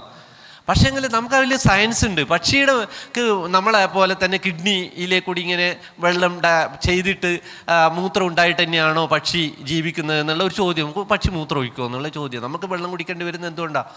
നമുക്ക് കിഡ്നി അങ്ങനെയാണ്. അതിന് യൂറിക് ആസിഡ് വേറെ വിധത്തിലല്ലേ, കാക്കത്തൂറി എന്ന് പറയുന്നത് നമുക്ക് വെള്ളമായിട്ടല്ല. അപ്പോൾ ഇത്തരത്തിലുള്ള കുറേ ഫാക്ടേഴ്സ് ഇതൊക്കെ നമ്മൾ ഡിസ്കസ് ചെയ്യേണ്ടതാണ്. നമ്മൾ സയൻസ് എന്ന് പറയുന്ന സാധനം നമുക്ക് പരീക്ഷയ്ക്ക് എഴുതാനുള്ളത് മാത്രമല്ല, നമ്മുടെ ദൈനംദിന ജീവിതത്തിൽ വരുന്ന ഇതേപോലത്തെ ഓരോ ഇഷ്യൂസിലും. ഇപ്പോൾ ഒരു ആനയെ പറ്റി പറയുമ്പോൾ നമുക്ക് ആന കമ്മ്യൂണിക്കേറ്റ് ചെയ്യുന്നത്, ഇപ്പം നേരത്തെ ഇവിടുന്ന് ഡിസ്കഷനിൽ പറഞ്ഞു ആന ഒരു മാതൃഭൂമിയുടെ റിപ്പോർട്ടറാ ചവിട്ടിക്കൊന്ന ഒരു കാര്യം അല്ലേ. വളരെ ദയനീയമായിട്ടുള്ളൊരു കാര്യമാണ്. കേരള ചരിത്രത്തിൽ ഇതുപോലെ ഇങ്ങനെ ഒരു സംഭവം ഉണ്ടായിട്ടില്ല. ആകെ ഉണ്ടായിരുന്നത് പഴയ വെള്ളപ്പാച്ചലിൻ്റെ ഇടയിൽ റിപ്പോർട്ട് ചെയ്യാൻ പോയിട്ട് ഒഴുകിപ്പോയ ഒരു കേസാണ് സാധാരണഗതിയിലുണ്ടാകും. ഇത് കേരളത്തിലെ ഏറ്റവും വലിയ വിക്ടർ ജോർജ് അതാണ് ഉണ്ടായിരുന്നത്. അത് ഇന്നും നമുക്കറിയാം, അദ്ദേഹത്തിൻ്റെ പേരറിയാം, ഈ മാധ്യമപ്രവർത്തനത്തിൻ്റെ ഇടയിൽ വലിയൊരു രക്തസാക്ഷിയായിട്ടാണ് ഇത്. പക്ഷെ ആരും ഇദ്ദേഹത്തിൻ്റെ പേര് പോലും ആർക്കും അറിയില്ല. എന്തുകൊണ്ടാണ് അത് അങ്ങനെ പോയത്? ഒരു വളരെ പ്രധാനപ്പെട്ട ഒരു കാര്യമാണ്. എൻ്റെ ഉള്ളിൽ നിന്ന് പോയിട്ടില്ല. അത് പ്രധാനമായിട്ടുള്ള കാര്യം ഒന്നും കൂടി ഉണ്ട് അതിൽ. ഈ മൃഗങ്ങളെ പറ്റിയിട്ടുള്ള ബേസിക് ആയിട്ടുള്ള നോളജ് നമുക്കില്ല എന്നുള്ളതുകൊണ്ട്, പത്രപ്രവർത്തകർക്കടക്കം മൃഗങ്ങളുടെ കമ്മ്യൂണിക്കേഷനെ പറ്റിയിട്ട് നമുക്ക് ഒരു ധാരണയില്ല. നമ്മൾ തെറ്റിദ്ധരിക്കുക ഈ ആനകൾക്ക് ലോ ഫ്രീക്വൻസി കമ്മ്യൂണിക്കേഷൻ ഉണ്ട് എന്നുള്ളത് നമ്മൾ അടുത്ത കാലത്താണ് കണ്ടുപിടിച്ചത്. വളരെ കുറച്ച് കൊല്ലമായിട്ടുള്ളൂ. ലോ ഫ്രീക്വൻസിയിലാന്ന് അവർ കമ്മ്യൂണിക്കേറ്റ് ചെയ്യുന്നത്, നമുക്ക് കേൾക്കാൻ പറ്റില്ല. അപ്പം ഈ ആനകളുടെ ഒരു പ്രത്യേക സ്വഭാവമുണ്ട്. ഏതെങ്കിലും അതിൻ്റെ കൂട്ടത്തിൽ ഒരു കുഞ്ഞുണ്ടെങ്കിൽ ചാർജ് ചെയ്യുന്നതിന് അമ്മ അടുത്ത് നിൽക്കും കൂടി. അമ്മ മാത്രമല്ല, വളരെ പ്രധാനപ്പെട്ടതാണ്. നമുക്കൊക്കെ നമ്മുടെ കുട്ടീനെയാണ് നമ്മൾ സംരക്ഷിക്കുക. ആനകൾക്ക് അങ്ങനെയല്ല, ഒരു ഗ്രൂപ്പിൻ്റെ കുട്ടിയാണ്. ആ ഗ്രൂപ്പിലെ അമ്മ ആനയുടെ ഭയങ്കര രസമുള്ള ഒരു കുറേ കൗതുകങ്ങളുള്ള ഒരു ജീവിയാണ്. ഞാൻ ആനേനെ കുറച്ച് പഠിക്കാൻ, ഈ അരിക്കൊമ്പനാണ് എന്നെ അതിലേക്ക് എത്തിച്ചത്. അരിക്കൊമ്പനെ പറ്റിയിട്ട് ഞാൻ എഴുതിയാൻ വന്ന ആക്രമണത്തോടെ. അപ്പോൾ ആനകളുടെ അമ്മ മാത്രമല്ല, ആയമാരുണ്ട്, എല്ലാവരും കൂടി സംരക്ഷിക്കുക. അപ്പം ഡിസ്പേഴ്സ് ചെയ്തിട്ടാണ് നിൽക്കുക. കുട്ടീനെ സംരക്ഷിക്കൽ അവരുടെ ഒരു ഗ്രൂപ്പിൻ്റെ. അതിൽ ആണിന് വലിയ റോളേ ഇല്ല. ആണായി കഴിഞ്ഞാൽ മേറ്റിങ്സ് അമ്മ ആകുമ്പോഴേക്കും അതിന് ഓടിച്ചു വിടും. ആ കൂട്ടത്തിലേ ഉണ്ടാവില്ല. ആനക്ക് ഒരു റോളും ഇല്ല. എല്ലാ പെണ്ണും ഇണചേരില്ല. അതിലേറ്റവും പക്വതയുള്ള ഒരു പെണ്ണ് മാത്രമാണ്. പ്രസവം എന്ന് പറയുന്നത് മനുഷ്യരുടെ പോലെ തന്നെ വളരെ പ്രോബ്ലമാറ്റിക് ആണ് അവരുടെ പ്രസംഗം. നിങ്ങളൊന്ന് ആലോചിച്ചാൽ മതി. ഒരു കൗതുകം കൂടി പറയാം, സമയം. കാള വാല് പൊക്കുന്നത് എന്തിനാന്ന് ചോദിച്ചാൽ നമുക്ക് എല്ലാവർക്കും അറിയാം. എന്തിനാ? അതൊരു പ്രയോഗമല്ലേ. എന്താ കാള വാല് പൊക്കുക എന്ന് പറഞ്ഞാൽ? പശു വാല് പൊക്കുന്നത് എന്തിനാന്ന് നമുക്കറിയില്ല. എന്തുകൊണ്ടാണ് കൺഫ്യൂഷൻ ഇല്ലേ? അതൊരു സാധാരണ പ്രയോഗമല്ലേ. പശു രണ്ട് കാര്യത്തിന് വാല് പൊക്കും. എന്തിനൊക്കെയാ? മൂത്രം ഒഴിക്കാനും പൊക്കും, ചാണം ഇടാനും പറ്റും. കാളയോ? ചാണം ഇടാനേ പൊക്കുള്ളൂ, മൂത്രം ഒഴിക്കാൻ താഴെയാന്ന്. മനസ്സിലായോ? അതുകൊണ്ടാണ് നമ്മൾ പറയുന്നത്, ഒരാൾ ചെയ്യുന്ന കാര്യം കേട്ടാൽ ആനയുടെ പെണ്ണാന ഇതേപോലെ ആണെങ്കിൽ, അതായത് അതിൻ്റെ ഗർഭനാളം തുറക്കുന്നത് വാലിനടിയിൽ പശുവിൻ്റെ ഒക്കെ പോലെ മൂത്രം ഒഴിക്കുന്നതും ആനപ്പിണ്ട് വിടുന്നതും ഏകദേശം ഒരേ സ്ഥലത്ത് തന്നെ ആയിരുന്നെങ്കിൽ എന്താ സംഭവിക്കുക? അവിടെ അല്ല കേട്ടോ, നിങ്ങളിപ്പോഴും വരിക്കണ്ട. ആനയുടെ കുട്ടി ഉണ്ടാവില്ല. പരിണാമപരമായിട്ട് ഈ 8 അടി ഉയരത്തുനിന്ന് താഴേക്ക് വീണാൽ ആ കുട്ടി ചത്തുപോകും. അപ്പം പരിണാമപരമായിട്ട് ആനയുടെ ഈ ഇത് തുറക്കുന്നത്, ഗർഭാശയം തുറക്കുന്നത് വളരെ താഴെയാണ്. എങ്കിൽ പോലും ഈ കുഞ്ഞിനെ രക്ഷിക്കണമെങ്കിൽ കൂട്ടായിട്ട് കൂടുതൽ ആൾ വേണം. അല്ലാതെ ഒരാനക്ക് വെറുതെ പ്രസവിച്ചിട്ടിട്ട് പോകാനൊന്നും പറ്റില്ല, ആ കുട്ടി ചത്തുപോകും. അപ്പോൾ ആനക്കുട്ടിയെ സംരക്ഷിക്കണമെങ്കിൽ ആയമാർ വേണം, നേഴ്സ് വേണം. ആ ഗ്രൂപ്പിലെ ആ ചെറിയ ആനകളെയൊക്കെ ബാക്കിയുള്ളവർ അപ്പം ചുറ്റും നിന്നിട്ട് കാണിച്ചു കൊടുത്ത് പരിശീലിപ്പിച്ചിട്ടാണ് ഒരു പ്രസവം എടുക്കുന്നത്. അതായത് ഒരു സോഷ്യൽ ആനിമലാണ്. അതിൽ ആണിന് റോളേ ഇല്ല. ഈ സെക്സ് നടക്കാതിരിക്കാൻ വേണ്ടിയിട്ട് ഒരു പ്രായമാകുമ്പോൾ ആണുങ്ങളെയൊക്കെ ഓടിച്ചു വിടും. അവർ വരുക പോലും ചെയ്യില്ല. പിന്നെ മീറ്റിങ്ങിന് വേണ്ടി വേറെ ക്ലാനിലുള്ളവരാണ് വരുന്നത്, അല്ലാതെ ഇതേ ഗ്രൂപ്പിലുള്ളവരുമായിട്ട് മീറ്റ് ചെയ്യില്ല. അപ്പം അതേപോലെ തന്നെ ഈ കുഞ്ഞുങ്ങൾ സംരക്ഷിക്കണമെങ്കിൽ ഈ ആനയുടെ മുലകൾ എവിടെയാ? പശുവിൻ്റെ മുലകൾ എവിടെയാ? പുറകുകാലിൻ്റെ പുറകിലാ അല്ലേ? അകിട് നമ്മൾ പറയുന്നത്. ആനക്ക് എവിടെയാണെന്നറിയോ? മുൻകാലിൻ്റെ ഇടയിലാ. നമ്മളെ പോലെ മനുഷ്യരെ പോലെ നെഞ്ചത്താ. എന്തിനാ? ഈ കുഞ്ഞിനെ തുമ്പിക്കൈ കൊണ്ട് ചേർത്ത് പാല് കൊടുക്കണമെങ്കിൽ മുന്നിലാകണം, ബാക്കിലാന്നും പറ്റില്ല. പരിണാമപരമായിട്ട് ഇങ്ങനെ കുറേ പ്രശ്നങ്ങളുണ്ട്. ഇവരുടെ കമ്മ്യൂണിക്കേഷൻ എന്ന് പറയുന്നത് ഈ ലോ ഫ്രീക്വൻസി കാലുകൊണ്ട് തട്ടിയിട്ടൊക്കെയാണ്, നമുക്കൊന്നും കേൾക്കാൻ പറ്റില്ല. തുമ്പിക്കൈയൊക്കെ നിലത്ത് വെച്ചും കാല് വെച്ചിട്ട് ഈ വൈബ്രേഷൻസ് അവർക്ക് പിടിക്കാൻ പറ്റും. അപ്പം ഏതെങ്കിലും ഒരു പ്രശ്നം ഉണ്ടാകുമ്പോൾ ആനകൾ ഡിസ്പേഴ്സ് ചെയ്തിട്ട് നിൽക്കും. നമ്മൾ വിചാരിക്കും ആനയൊന്നും ഉണ്ടാവില്ല. നമ്മളെ തൊട്ടടുത്ത് നിൽക്കുന്ന ആന മറ്റ് ആനകൾക്ക് മെസ്സേജ് കൊടുത്തുകൊണ്ടിരിക്കും. പെട്ടെന്നാണ് ഇവർ ചാർജ് ചെയ്യുക. അവരുടെ ഒരു ഏരിയ ഉണ്ട്, ആ ഏരിയയുടെ അപ്പുറത്ത് പോയി കഴിഞ്ഞാൽ പ്രശ്നമാണ്. അതുവരെ അവരൊക്കെ നിൽക്കും. അവരുടെ ഏറ്റവും അപകടകരമായിട്ടുള്ള ഒരു ഏരിയയിലേക്ക് ഈ പത്രക്കാരൻ പോയി, നമ്മുടെ ഫോട്ടോഗ്രാഫർ പോയി എന്നുള്ളതാണ് പ്രശ്നം. അപ്പോഴും അവർ കമ്മ്യൂണിക്കേറ്റ് ചെയ്യുന്നുണ്ട്. അവർ കമ്മ്യൂണിക്കേറ്റ് ചെയ്യുന്നത് നമുക്കറിയാൻ പറ്റില്ല. അപ്പോൾ ഇത്തരത്തിലെ ബേസിക് ആയിട്ടുള്ള സാധനം നമുക്ക് അറിയാതെ അതിൻ്റെ ഒരു രക്തസാക്ഷിയായിട്ടാണ് ഞാൻ പറയുക. നമ്മൾ വിചാരിക്കുന്നത് നമുക്ക് പരിചയമുള്ള ആന ഏതാ?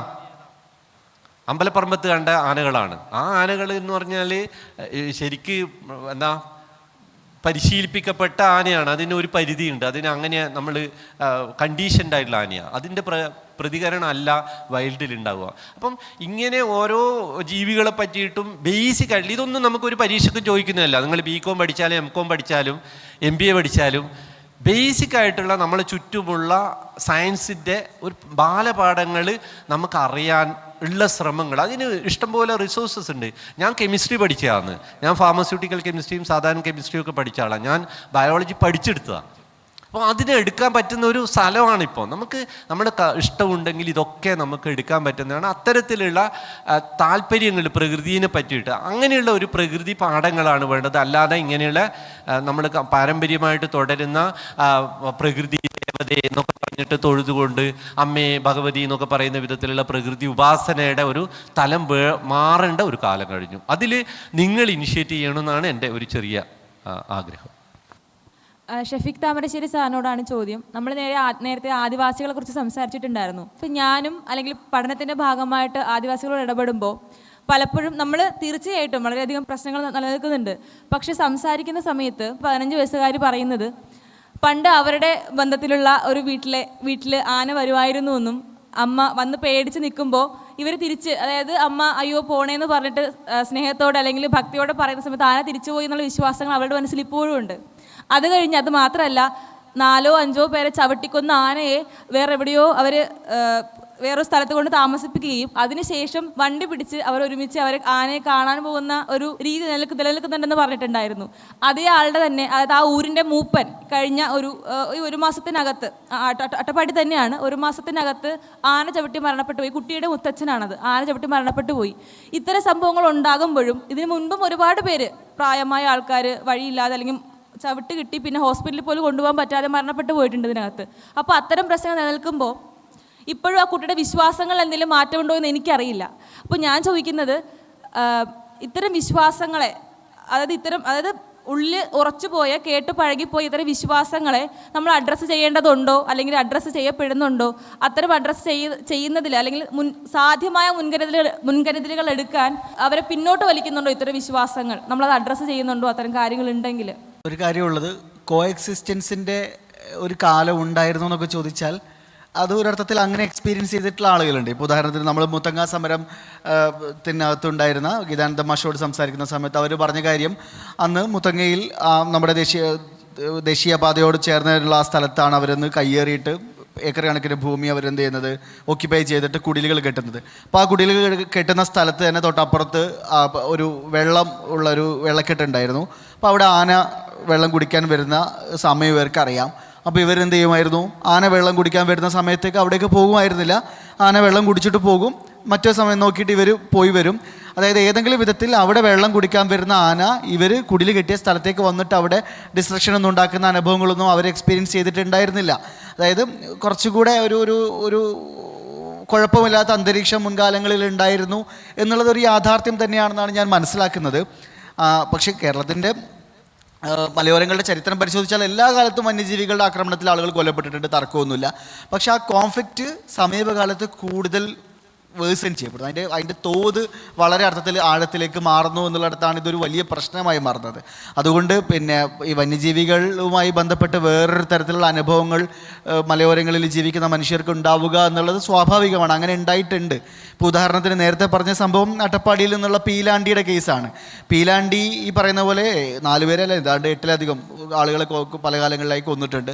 പക്ഷേ പീലാണ്ടി പിന്നീട് വനവകുപ്പ് പിടിച്ചു കൊണ്ടുപോവുകയും കോടനാട് ആന വളർത്തൽ കേന്ദ്രത്തിൽ പരിശീലിപ്പിക്കുകയും പിന്നീട് അത് കോടനാട് ചന്ദ്രശേഖരനായി മാറുകയൊക്കെ ചെയ്തു.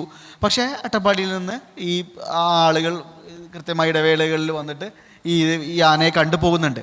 അത് അവർ ജീവിക്കുന്ന ജീവിതവുമായി ബന്ധപ്പെട്ടിട്ടുള്ള ഒരു കൾച്ചറിനകത്ത് ഉണ്ടാകുന്ന ചില റിലേഷൻസാണ്. പക്ഷേ ഇവിടെ മറ്റു പ്രശ്നവുമുണ്ട്. ഈ നിലമ്പൂരിലുള്ള മാതൻ എന്ന് പറയുന്ന ആളാണ് ഞാൻ തോന്നുന്നു, കാട്ടുനായ്ക്ക ആദിവാസി വിഭാഗത്തിൽപ്പെട്ട ആളാണ്. അതായത് കേരളത്തിലെ ആദിവാസികളെ പ്രതിനിധീകരിച്ചുകൊണ്ട് രാഷ്ട്രപതിയെ പോയി കണ്ടിട്ടുള്ള ആളാണ് ഇദ്ദേഹം. മാത്രമല്ല അജീബ് കോമാച്ചിയുടെയൊക്കെ ഫോട്ടോഗ്രാഫുകളിൽ ഇദ്ദേഹത്തിൻ്റെ സ്കെച്ച് ഉണ്ട്. ഈ കാട്ടുനായ്ക്ക ആദിവാസികളുടെ ഒരു കൃത്യം റെപ്രസെൻറ്റേഷനാണ് ആൾക്ക് ഏതാണ്ട് 90 വയസ്സുണ്ടായിരുന്നു ആൾ മരിക്കുന്ന സമയത്ത്. 90 വയസ്സുള്ള ആളെ കണ്ടു കഴിഞ്ഞാൽ നമുക്കൊരു 40 വയസ്സേ ഫീൽ ചെയ്യുമായിരുന്നുള്ളൂ. കാരണം വളരെ മെലിഞ്ഞ ശരീരം, ഇങ്ങനെ ബലിഷ്ഠമായ കരങ്ങൾ, ഉറച്ച പേശി എന്നൊക്കെ പറയാൻ പറ്റുന്ന, കാടിനകത്ത് മാത്രം ജീവിച്ചിട്ടുള്ള, കാടിൻ്റെ എല്ലാ ഉൾവഴികളും അറിയുമെന്ന് നമുക്ക് പറയുന്ന, അങ്ങനെ മാത്രം ജീവിച്ചിട്ടുള്ള ഒരു മനുഷ്യായുസിൻ്റെ സിംഹഭാഗവും ഒരു നൂറ്റാണ്ടിനടുത്തുള്ള കാലം കാടിനകത്ത് മാത്രം കഴിഞ്ഞിട്ടുള്ള, അതിൻ്റെ എല്ലാ ഉൾവഴികളും അറിയുന്ന, കാടിൻ്റെ എല്ലാ രഹസ്യങ്ങളും അറിയുന്ന ഒരു മനുഷ്യൻ, പ്രത്യേകിച്ചും പ്രാക്തന ഗോത്ര ആദിവാസി വിഭാഗത്തിൽപ്പെട്ട ഒരു കാട്ടുനായ്ക്ക ഊരുമൂപ്പനായ മാതൻ എന്ന് പറയുന്ന ആളെ അയാളുടെ ഊരിലേക്കുള്ള നടവഴിയിൽ വെച്ചൊരു കാട്ടാന ആക്രമിച്ച് കൊല്ലുന്ന സാഹചര്യം, അങ്ങനെയാണ് നമ്മളിതിനെ അഡ്രസ്സ് ചെയ്യേണ്ടത്. അപ്പോൾ മുൻകാലങ്ങളിൽ ഫോറസ്റ്റ് ഡ്വല്ലേഴ്സ് എന്ന് പറയുന്ന ആളുകളുണ്ടായിരുന്നു. അവർ വനത്തിനകത്ത് താമസിച്ചിരുന്നു. അവർ വേറൊരർത്ഥത്തിൽ വനവും വനത്തിൻ്റെ ആവാസ വ്യവസ്ഥയുമായി ബന്ധപ്പെട്ടിട്ടുള്ള ഒരു ഇതിനകത്ത് ചേർന്ന് നിന്ന് ജീവിക്കാൻ കഴിയുന്ന ഒരു സാഹചര്യം ഉണ്ടായിരുന്നു. പക്ഷെ ആ സാഹചര്യത്തെ നഷ്ടപ്പെടുന്ന രൂപത്തിലേക്ക് ഈ കോൺഫ്ലിക്റ്റിൻ്റെ സ്വഭാവം സമീപകാലത്ത് മാറിയിട്ടുണ്ട്. അതാണ് നമ്മൾ അട്ടപ്പാടിയിൽ പരിശോധിച്ച് കഴിഞ്ഞാൽ കൊല്ലപ്പെട്ടവരിൽ ഭൂരിഭാഗവും ആദിവാസികളാണ്. അപ്പോൾ പിന്നെ നമുക്ക് എന്ത് ചെയ്യാൻ പറ്റില്ല? അതിനെ ഈ പറയുന്ന പോലെ അവരവിടെ തന്നെ നിൽക്കട്ടെ എന്നോ, അതല്ലെങ്കിൽ അങ്ങനത്തെ ഇതൊരു എന്താ പറയുക, ആന്ത്രപ്പോളജിക്കൽ പെർസ്പെക്റ്റീവിലും പല തരത്തിലുള്ള കൂടുതൽ ഡിസ്കഷൻ ഉണ്ടാവേണ്ട ഒരു ഏരിയയാണ് സത്യത്തിൽ. ഇപ്പം ആദിവാസി പുനരധിവാസം എന്ന് പറയുന്ന ഒരു സംവിധാനമുണ്ട്. അതായത് പിന്നെ വനത്തിനകത്ത് താമസിക്കുന്ന ആളുകളെ മുഴുവൻ അവിടെ നിന്ന് മാറ്റിയിട്ട് വേറെ ഭൂമി കൊടുക്കുക എന്ന് പറഞ്ഞുകൊണ്ടുള്ള ഒരു സംവിധാനം സർക്കാർ തലത്തിൽ തന്നെ നടപ്പാക്കപ്പെടുന്നുണ്ട്. പ്രത്യേകിച്ചും പറമ്പിക്കുളമടക്കമുള്ള ടൈഗർ റിസർവുകളിൽ നിന്നൊക്കെ ആളുകളെ പൂർണ്ണമായും മാറ്റിക്കൊണ്ടിരിക്കുകയാണ്. അപ്പോൾ ആദിവാസികൾ വനത്തിൽ നിന്ന് പുറത്ത് താമസിപ്പിക്കേണ്ടവരാണോ, വനത്തിനകത്ത് താമസിക്കേണ്ടവരാണോ? വനത്തിനകത്ത് താമസിക്കുന്നവർ ഉയർത്തുന്ന അവരുടെ വികസനവുമായി ബന്ധപ്പെട്ട പ്രശ്നങ്ങളുണ്ട്. കറണ്ട്, റോഡ്, വൈദ്യുതി, മറ്റ് സംവിധാനങ്ങൾ, കാര്യങ്ങൾ. അപ്പോൾ ഈ വനത്തിനകത്ത് പരമ്പരാഗതമായി താമസിക്കുന്ന ആളുകൾക്ക് അവിടേക്ക് വൈദ്യുതിയും വെള്ളവും കറണ്ടും സാധനങ്ങളും എത്തിച്ച് തന്നെയാണോ അവരെ അവിടെ നിർത്തേണ്ടത്? അതല്ലെങ്കിൽ വനത്തോട് ചേർന്ന് നിന്ന് ജീവിത സന്ധാരണ മാർഗത്തിന് വേണ്ടിയിട്ട് വനത്തെ ആശ്രയിക്കാൻ കഴിയുകയും എന്നാൽ വനത്തിന് പുറത്ത് താരതമ്യേന സുരക്ഷിതമായ ജീവിതം സാധ്യമാകുന്ന രൂപത്തിൽ വനാതിർത്തികളിൽ താമസിക്കണോ? ഇങ്ങനെ തുടങ്ങിയ കാര്യങ്ങളുമായി ബന്ധപ്പെട്ടിട്ടൊക്കെ തന്നെ കുറച്ച് കാലങ്ങളായി ഡിസ്കഷൻ നടക്കുന്നുണ്ട്. അപ്പോൾ അതിനകത്തൊരു സയൻറ്റിഫിക്കായ അല്ലെങ്കിൽ ഒരു അഭിപ്രായം പറയാൻ പറ്റുന്ന അർത്ഥത്തിലേക്കുള്ള ഒരാളല്ല ഞാൻ. എനിക്കിതിനകത്തുള്ള വളരെ ബേസിക്കായ ഒരു ജേർണലിസ്റ്റ് എന്നുള്ള നിലയിലുള്ള ഒബ്സർവേഷൻസ് മാത്രമേ എനിക്കതിനകത്ത് പറയാൻ പറ്റൂ. ഒരേ സമയം ഇപ്പോൾ അടിച്ചിൽ തൊട്ടി എന്ന് പറയുന്ന ഒരു ഊര് ഈ നമ്മുടെ മലക്കപ്പാറയിൽ നിന്ന് താഴേക്ക് വരുന്ന സമയത്ത്, തൃശ്ശൂരിൽ അതിരപ്പള്ളിയിൽ നിന്ന് തമിഴ്നാട്ടിലെ വാൽപ്പാറയിലേക്ക് പോകുന്ന വഴിയിൽ ഏറ്റവും അവസാനത്തെ സ്ഥലമാണ് മലക്കപ്പാറ. മലക്കപ്പാറയുടെ തൊട്ട് താഴെ നിന്ന് ഉള്ളിലേക്ക് ഏതാണ്ട് ഒരു 14 കിലോമീറ്റർ സഞ്ചരിച്ച് കഴിഞ്ഞാൽ അടിച്ചിൽ തൊട്ടി എന്ന് പറഞ്ഞൊരു ഊരുണ്ട്. വളരെ സമ്പന്നമായി കാർഷിക ജീവിതമൊക്കെ നയിച്ച് വളരെ റിച്ചായി ജീവിക്കുന്ന ആളുകളാണ് അവർ. അപ്പോൾ അവിടെ എന്തുകൊണ്ട് ഞാൻ കണ്ടിട്ടുള്ളൊരു കാഴ്ച, ഈ മലക്കപ്പാറയിൽ ഞാൻ കുറച്ചു കാലം വർക്ക് ചെയ്തിട്ടുണ്ടായിരുന്നു. അപ്പോൾ മലക്കപ്പാറയിൽ നിന്ന് താഴേക്ക് പിന്നെ ബസ്സിൽ ഒരു ദിവസം 3 ബസ് 2 ബസ്സൊക്കെയാണുള്ളത്. കേരളത്തിലെ ഏറ്റവും ദൈർഘ്യമേറിയ വനപാതയാണത്, സഞ്ചാരികൾക്ക് എപ്പോഴും പോകുന്ന. ഇപ്പോൾ ഈ കബാലി എന്ന് പറഞ്ഞ ആനയൊക്കെ ഇറങ്ങുന്ന ആ റൂട്ട്.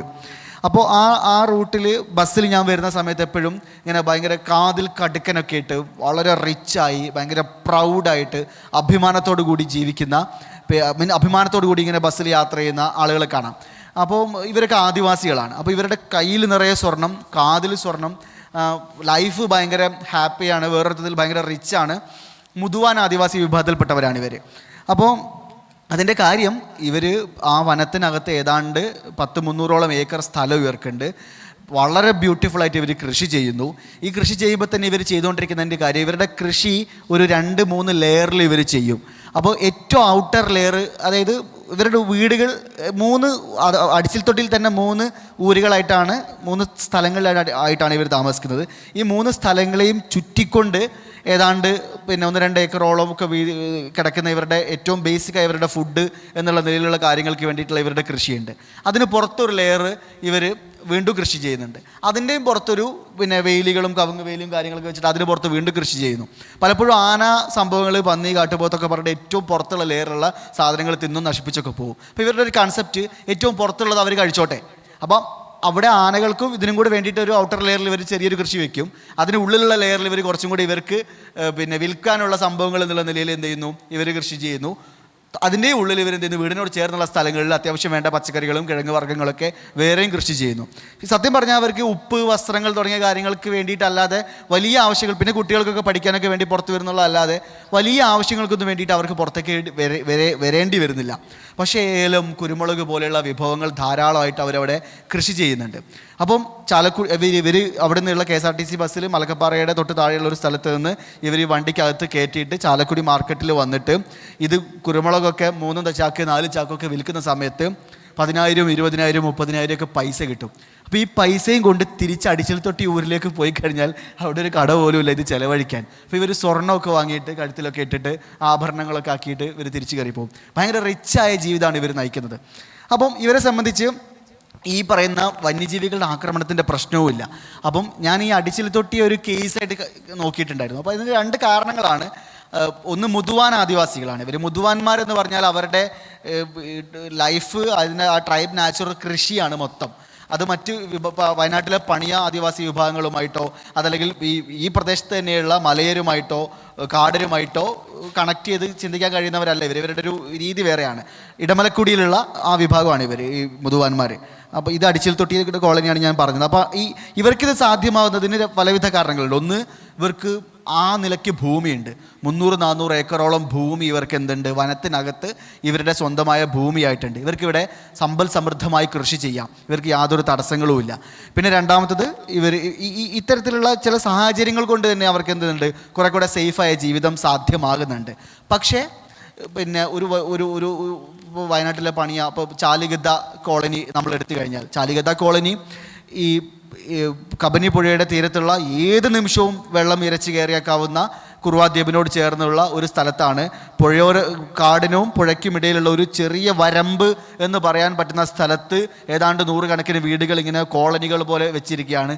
ഇവിടെ നിന്ന് എപ്പോഴും കാട്ടിൽ നിന്ന് വരുന്ന ജീവികൾ ഇവരുടെ കോളനികൾക്കകത്ത് ഇടിച്ചു കയറി തകർത്ത് എപ്പോഴും ആളുകളെ കൊന്ന് ഇങ്ങനെ വളരെ മോശമായ സാഹചര്യത്തിലാണ് അവരവിടെ കഴിയുന്നത്.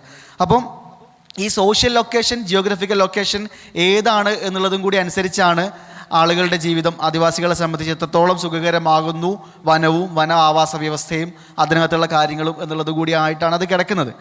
പിന്നെ മൊത്തത്തിൽ ഈ വനത്തിനകത്തുള്ള മാറ്റങ്ങളും വന്യജീവികളുടെ പോപ്പുലേഷനുമായി ബന്ധപ്പെട്ട കാര്യങ്ങളും ഇതിനകത്ത് വന്യജീവികൾ, ഇപ്പോൾ ഇതിനകത്ത് ആളുകൾ പറയുന്നൊരു കാര്യമുണ്ട്, നമ്മൾ ചോറ് തിന്നുന്നത് എന്തിനു വേണ്ടിയിട്ടായിരിക്കും? ചില സയൻറ്റിഫിക് എക്സ്പേർട്സ് തന്നെ പറഞ്ഞിട്ടുള്ള കാര്യമാണ്, നമ്മൾ ചോറ് കഴിക്കുന്നത് നമ്മുടെ വിശപ്പടക്കാൻ വേണ്ടിയിട്ടാണ്. പക്ഷേ നമ്മൾ ഐസ്ക്രീം കഴിക്കുന്നത് നമ്മുടെ വിശപ്പടക്കാനല്ല, അത് നമ്മളുടെ ഒരു ടേസ്റ്റിനും ഒരു രുചിക്കും ഒരു അനുഭൂതിക്കും വേണ്ടിയിട്ടാണ്. അപ്പോൾ ഈ ചക്ക തിന്നാൻ വേണ്ടി വരുന്ന ആന സത്യത്തിൽ വിശപ്പടക്കാൻ വേണ്ടി വരുന്നതല്ല. ആനയ്ക്ക് വിശപ്പടക്കാനുള്ള കാര്യങ്ങളൊക്കെ അവിടെ ഉണ്ടെങ്കിലും ഒരിക്കൽ ചക്ക തിന്ന ആന പിന്നെ ചക്ക തേടി വരും എന്നുള്ളത് നമുക്കറിയാലോ.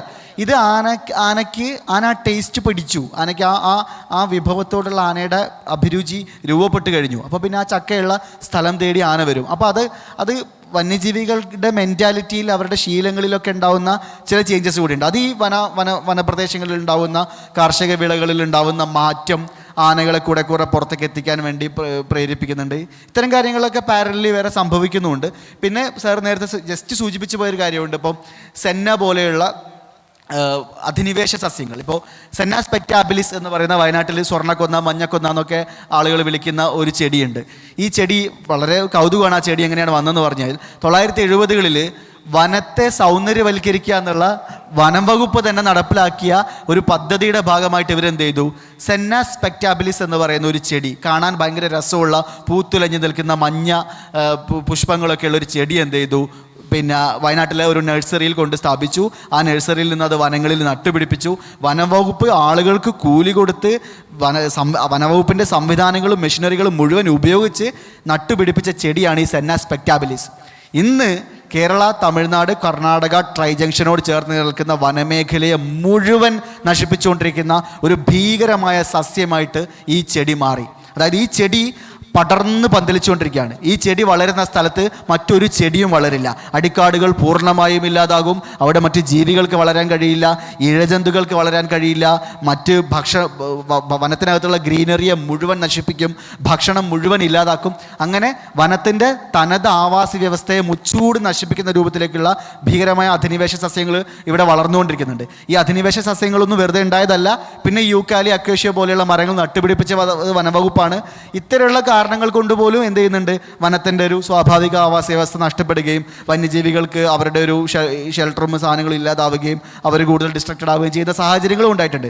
ഇത്തരം കാരണങ്ങൾ കൊണ്ടുകൂടി നേരത്തെ കോ എക്സിസ്റ്റൻസ് സാധ്യമായിരുന്ന ആദിവാസികളും വന്യജീവികളും കുറെക്കൂടെ ഒരു ചേർന്ന് നിന്ന് ജീവിച്ച ഭൂതകാലത്ത് നിന്ന് ഈ കോൺഫ്ലിക്റ്റിലേക്ക് മാറുന്നതിനും സാഹചര്യം ഒരുക്കും എന്നുള്ള ഒരു കാര്യം കൂടിയാണ് ഞാൻ ഒബ്സർവ് ചെയ്തിട്ടുള്ളത്. സർ, കുറച്ച് മുന്നേ പറയുകയുണ്ടായി, ചക്ക തിന്ന ആനയ്ക്ക് പിന്നീട് അതിൻ്റെ ഒരു ലഹരി പിടിച്ച് പിന്നെയും ചക്ക തിന്നാനായിട്ട് കൊതി തോന്നുമെന്ന്. അതുപോലെ തന്നെയല്ലേ മനുഷ്യന്മാരും. ഇപ്പം നമ്മളൊരു സർ പറയുകയുണ്ടായി, മഴയെ സ്നേഹിച്ച് മഴയെ അനുഭവിക്കുന്ന അങ്ങനത്തെ രീതിയിലൂടെ കടന്നു വരുന്നൊരു മനുഷ്യന് പിന്നീട് അതിന് മറുവായന, എസ്പെഷ്യലി റൊമാൻറ്റിക്കായിട്ട് നമ്മൾ വളരെ കാൽപ്പനികതയിൽ കാണുന്ന ആ ഒരു രീതിയിൽ പോകുമ്പോഴത്തേക്കും മനുഷ്യന്മാർക്കും പെട്ടെന്ന് എന്താ ഇങ്ങനത്തെ ഒരു എതിർവായന വരുന്നത് എന്നുള്ളൊരു തോന്നലിൽ നിന്ന് സാറിന് കുറേ അധിക്ഷേപങ്ങൾ നേരിടുന്നു എന്ന് പറയുന്നു.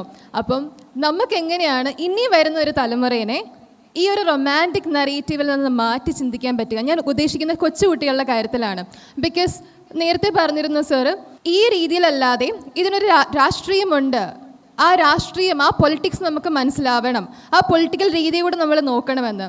നമ്മളൊക്കെ പൊളിറ്റിക്കൽ സയൻസ്, ഞാൻ പൊളിറ്റിക്കൽ സയൻസ് ആസ് സബ്ജക്റ്റ് പഠിക്കുന്ന കുറച്ചുകൂടെ കഴിഞ്ഞിട്ടാണ്. കാരണം എനിക്കൊക്കെ ആദ്യം സോഷ്യൽ സ്റ്റഡീസ് എന്നുള്ള രീതിയിലാണ് കണക്കാക്കുന്നത്. അപ്പോൾ ഈ ഒരു വായനയിലോട്ട് നമ്മൾ ചെറിയൊരു തലമുറയെ നമ്മൾക്ക് എങ്ങനെയാണ് മാറ്റാൻ പറ്റുക? ഞാൻ ഉദ്ദേശിക്കുന്ന പാഠ്യപദ്ധതിയിൽ നേരത്തെ ഇവിടെ ഒരാൾ ചോദിച്ചിരുന്നു പോളിസി മേക്കിങ്ങിൽ എങ്ങനെയാണ് പറ്റുക എന്ന്. അതുപോലെ പാഠ്യപദ്ധതിയിൽ പ്രത്യേകിച്ച് പരിഷത്ത് പോലുള്ള സംഘടനയ്ക്ക് വേണ്ടിയിട്ട് സാർ ചെയ്തിട്ടുണ്ടല്ലോ. അപ്പം എങ്ങനെയാണ് മാറ്റങ്ങൾ കുറച്ചുകൂടെ കൊണ്ടുവരാൻ പറ്റുക? സാറ് നേരത്തെ എനിക്കൊന്ന് ഈ വിഷയം സാറ് നേരത്തെ ടച്ച് ചെയ്തിട്ടുണ്ട്. പിന്നെ അതിനകത്ത് അഡീഷൻ എനിക്കതിനകത്ത് വളരെ ചെറിയ ഒബ്സർവേഷനെ പറയാനുള്ളൂ. ഞാൻ നേരത്തെ സൂചിപ്പിച്ച പോലെ ഈ നിങ്ങൾ തന്നെ അതിനകത്തുള്ള ഉത്തരം പറഞ്ഞിട്ടുണ്ട്. ഒരു അർത്ഥത്തിൽ വളരെ അടിത്തട്ടിൽ നിൽക്കുന്ന കുട്ടികൾക്ക് നമ്മൾ കൊടുക്കുന്ന ലിറ്ററേച്ചറുകളെ എന്ത് ചെയ്യേണ്ടത്, അതിനകത്ത് റീവർക്ക് ചെയ്യേണ്ടതുണ്ട്. നമ്മുടെ 4ാം ക്ലാസ് വരെ നമ്മൾ പഠിക്കുന്ന സ്കൂൾ സിലബസുകൾക്കകത്തു നിന്നുള്ള നമ്മുടെ പ്രയോഗങ്ങളെ നമ്മൾ റീവർക്ക് ചെയ്യേണ്ടതുണ്ട്. അതിനെ ഒരു മോഡേൺ യുക്തിയിൽ നമ്മൾ അപ്രോച്ച് ചെയ്യണം എന്നുള്ളത് മാത്രമേ ഉള്ളൂ. ആ മോഡേണിറ്റിയിൽ നിന്നല്ല നമ്മൾ ഇതിനെ സമീപിക്കുന്നത്. പകരം അതിനെ പലതരം സങ്കല്പങ്ങളുമായി ബന്ധപ്പെട്ട് ചേർത്തിയിട്ടും അതിനകത്തൊരു സ്പിരിച്വൽ എലമെൻറ്റ് വേറൊരു അർത്ഥത്തിൽ കലർത്തിയിട്ടൊക്കെയാണ് നമ്മൾ എന്ത് ചെയ്ത് ഇതിനെ നറേറ്റ് ചെയ്യുന്നത്. ആ നറേറ്റീവുകൾ മാറിക്കഴിഞ്ഞാൽ തന്നെ കുറെ കൂടെ മാറുന്ന ലോകത്തിൻ്റെ പുതിയ ക്രമങ്ങൾക്കനുസരിച്ച് കുറെ കൂടെ ടെക്നോളജിയുടെ ഒക്കെ ഒരു വികാസത്തിനനുസരിച്ചുള്ള ഒരു മൈൻഡ് സെറ്റിൽ നമുക്കിതിനെ അപ്രോച്ച് ചെയ്യാൻ കഴിയും. ഇത് മാത്രമല്ല, ഈ നമ്മൾ ഈ പറയുന്ന കാൽപ്പനിക വൽക്കരണത്തോടൊപ്പം തന്നെ മറ്റ് തരത്തിലേക്കുള്ള ചില അപകടകരമായ പൊളിറ്റിക്കൽ സംജ്ഞയുമായിട്ട് പോലും എൻവയോൺമെൻറ്റലിസം ചേർന്ന് പോകുന്നുണ്ട്. ഇപ്പോൾ മുകുൾ ശർമ്മ എഴുതിയിട്ടുള്ള ഗ്രീൻ ആൻഡ് സഫ്രോൺ എന്ന് പറഞ്ഞ പുസ്തകമുണ്ട്. ഇപ്പോൾ ഗ്രീൻ ആൻഡ് സഫ്രോണിനകത്ത് അദ്ദേഹം വളരെ കൃത്യമായി തന്നെ ചിപ്കോ മൂവ്മെൻറ്റ് മുതൽ ഇങ്ങോട്ട് ഏറ്റവും ഒടുവിൽ വൃന്ദാവൻ പ്രൊട്ടസ്റ്റ് അടക്കമുള്ള അണ്ണാ ഹസാരയുടെ ഒക്കെ ഹിസ്റ്ററി അടക്കം ചേർത്ത് വെച്ചുകൊണ്ട്, വന്ദന ശിവ നടത്തിയിട്ടുള്ള ഇടപെടലുകൾ അടക്കം ചേർത്ത് വെച്ചുകൊണ്ട്, നർമ്മദ ബച്ചാവോ ആന്തോളനകത്ത് ഒരു ഘട്ടത്തേക്ക് ഇൻഫിൽട്രേറ്റ് ചെയ്ത് കടന്നു വന്ന ചില എലമെൻറ്റുകളെ കൈകാര്യം ചെയ്തുകൊണ്ട് എങ്ങനെയാണ് ഇന്ത്യയിലെ ഹിന്ദുത്വ രാഷ്ട്രീയ നിർമ്മിതിയെ പരിസ്ഥിതി പ്രസ്ഥാനങ്ങൾ പരസ്പരം ചേർത്ത് പിടിച്ചുകൊണ്ടുള്ള ഒരു കൺസെപ്റ്റിലേക്ക് പോയത് എന്നുള്ളതൊക്കെ ബന്ധപ്പെട്ട ഒബ്സർവേഷൻസ് ഉണ്ട്. അവിടെയും അത്തരത്തിലുള്ള ചില അപകടങ്ങളും കൂടെ ഇതുമായി ചേർത്ത് കടന്നു വന്നിട്ടുണ്ട്. അതായത് മഹാരാഷ്ട്രയിൽ ബീഫ് നിരോധനം ഏർപ്പാടാക്കിയ സമയത്ത് ഗംഭീര തീരുമാനം എന്ന് പറഞ്ഞുകൊണ്ട് ഫേസ്ബുക്കിൽ പോസ്റ്റ് ഇട്ട കുറേ പരിസ്ഥിതി പ്രവർത്തകരെ എനിക്കറിയാം. അപ്പം ഈ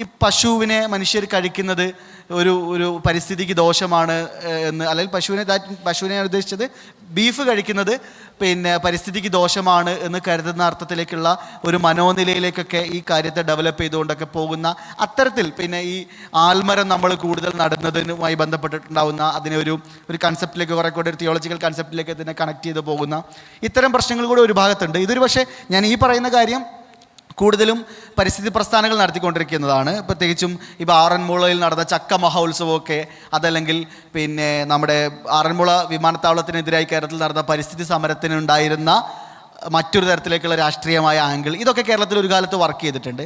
അത് പരിസ്ഥിതി പ്രസ്ഥാനങ്ങൾ നടത്തിക്കൊണ്ടിരിക്കുന്ന അവരുടെ ഇടപെടലുകളുമായി ബന്ധപ്പെട്ട ഒരു കാര്യമാണ്. മറിച്ച് ഇപ്പുറത്തുള്ളത് ഞാൻ നേരത്തെ സൂചിപ്പിച്ച കാര്യം തന്നെയാണ്. അത് വളരെ അടിത്തട്ടിൽ കുട്ടികളുടെ പരിസ്ഥിതി ക്യാമ്പുകളും അവരുടെ സിലബസും അവരുടെ പിന്നെ ടെക്സ്റ്റുകളെയും മുഴുവൻ ഇതിനകത്ത് കൊടുക്കുന്ന ഒരു അപ്രോച്ച് ഈ രീതിയിലാണ്. അവിടെ കുറെ കൂടെ സയൻറ്റിഫിക്കായ രീതിയിൽ കുറെ കൂടെ ഇപ്പം മാറി നടന്നുകൊണ്ടിരിക്കുന്ന ഈ ഡിസ്കഷൻസിൻ്റെ റിഫ്ലക്ഷൻ അവിടെ ഉണ്ടായിക്കഴിഞ്ഞാൽ ആ നിലയിലുള്ളൊരു ചിന്ത അടിത്തട്ടിൽ നിന്ന് തന്നെ ഉയർന്നു വരും എന്നാണ് ഞാൻ വിചാരിക്കുന്നത്. നമുക്ക് ചർച്ച അവസാനിപ്പിക്കേണ്ടതുണ്ട്.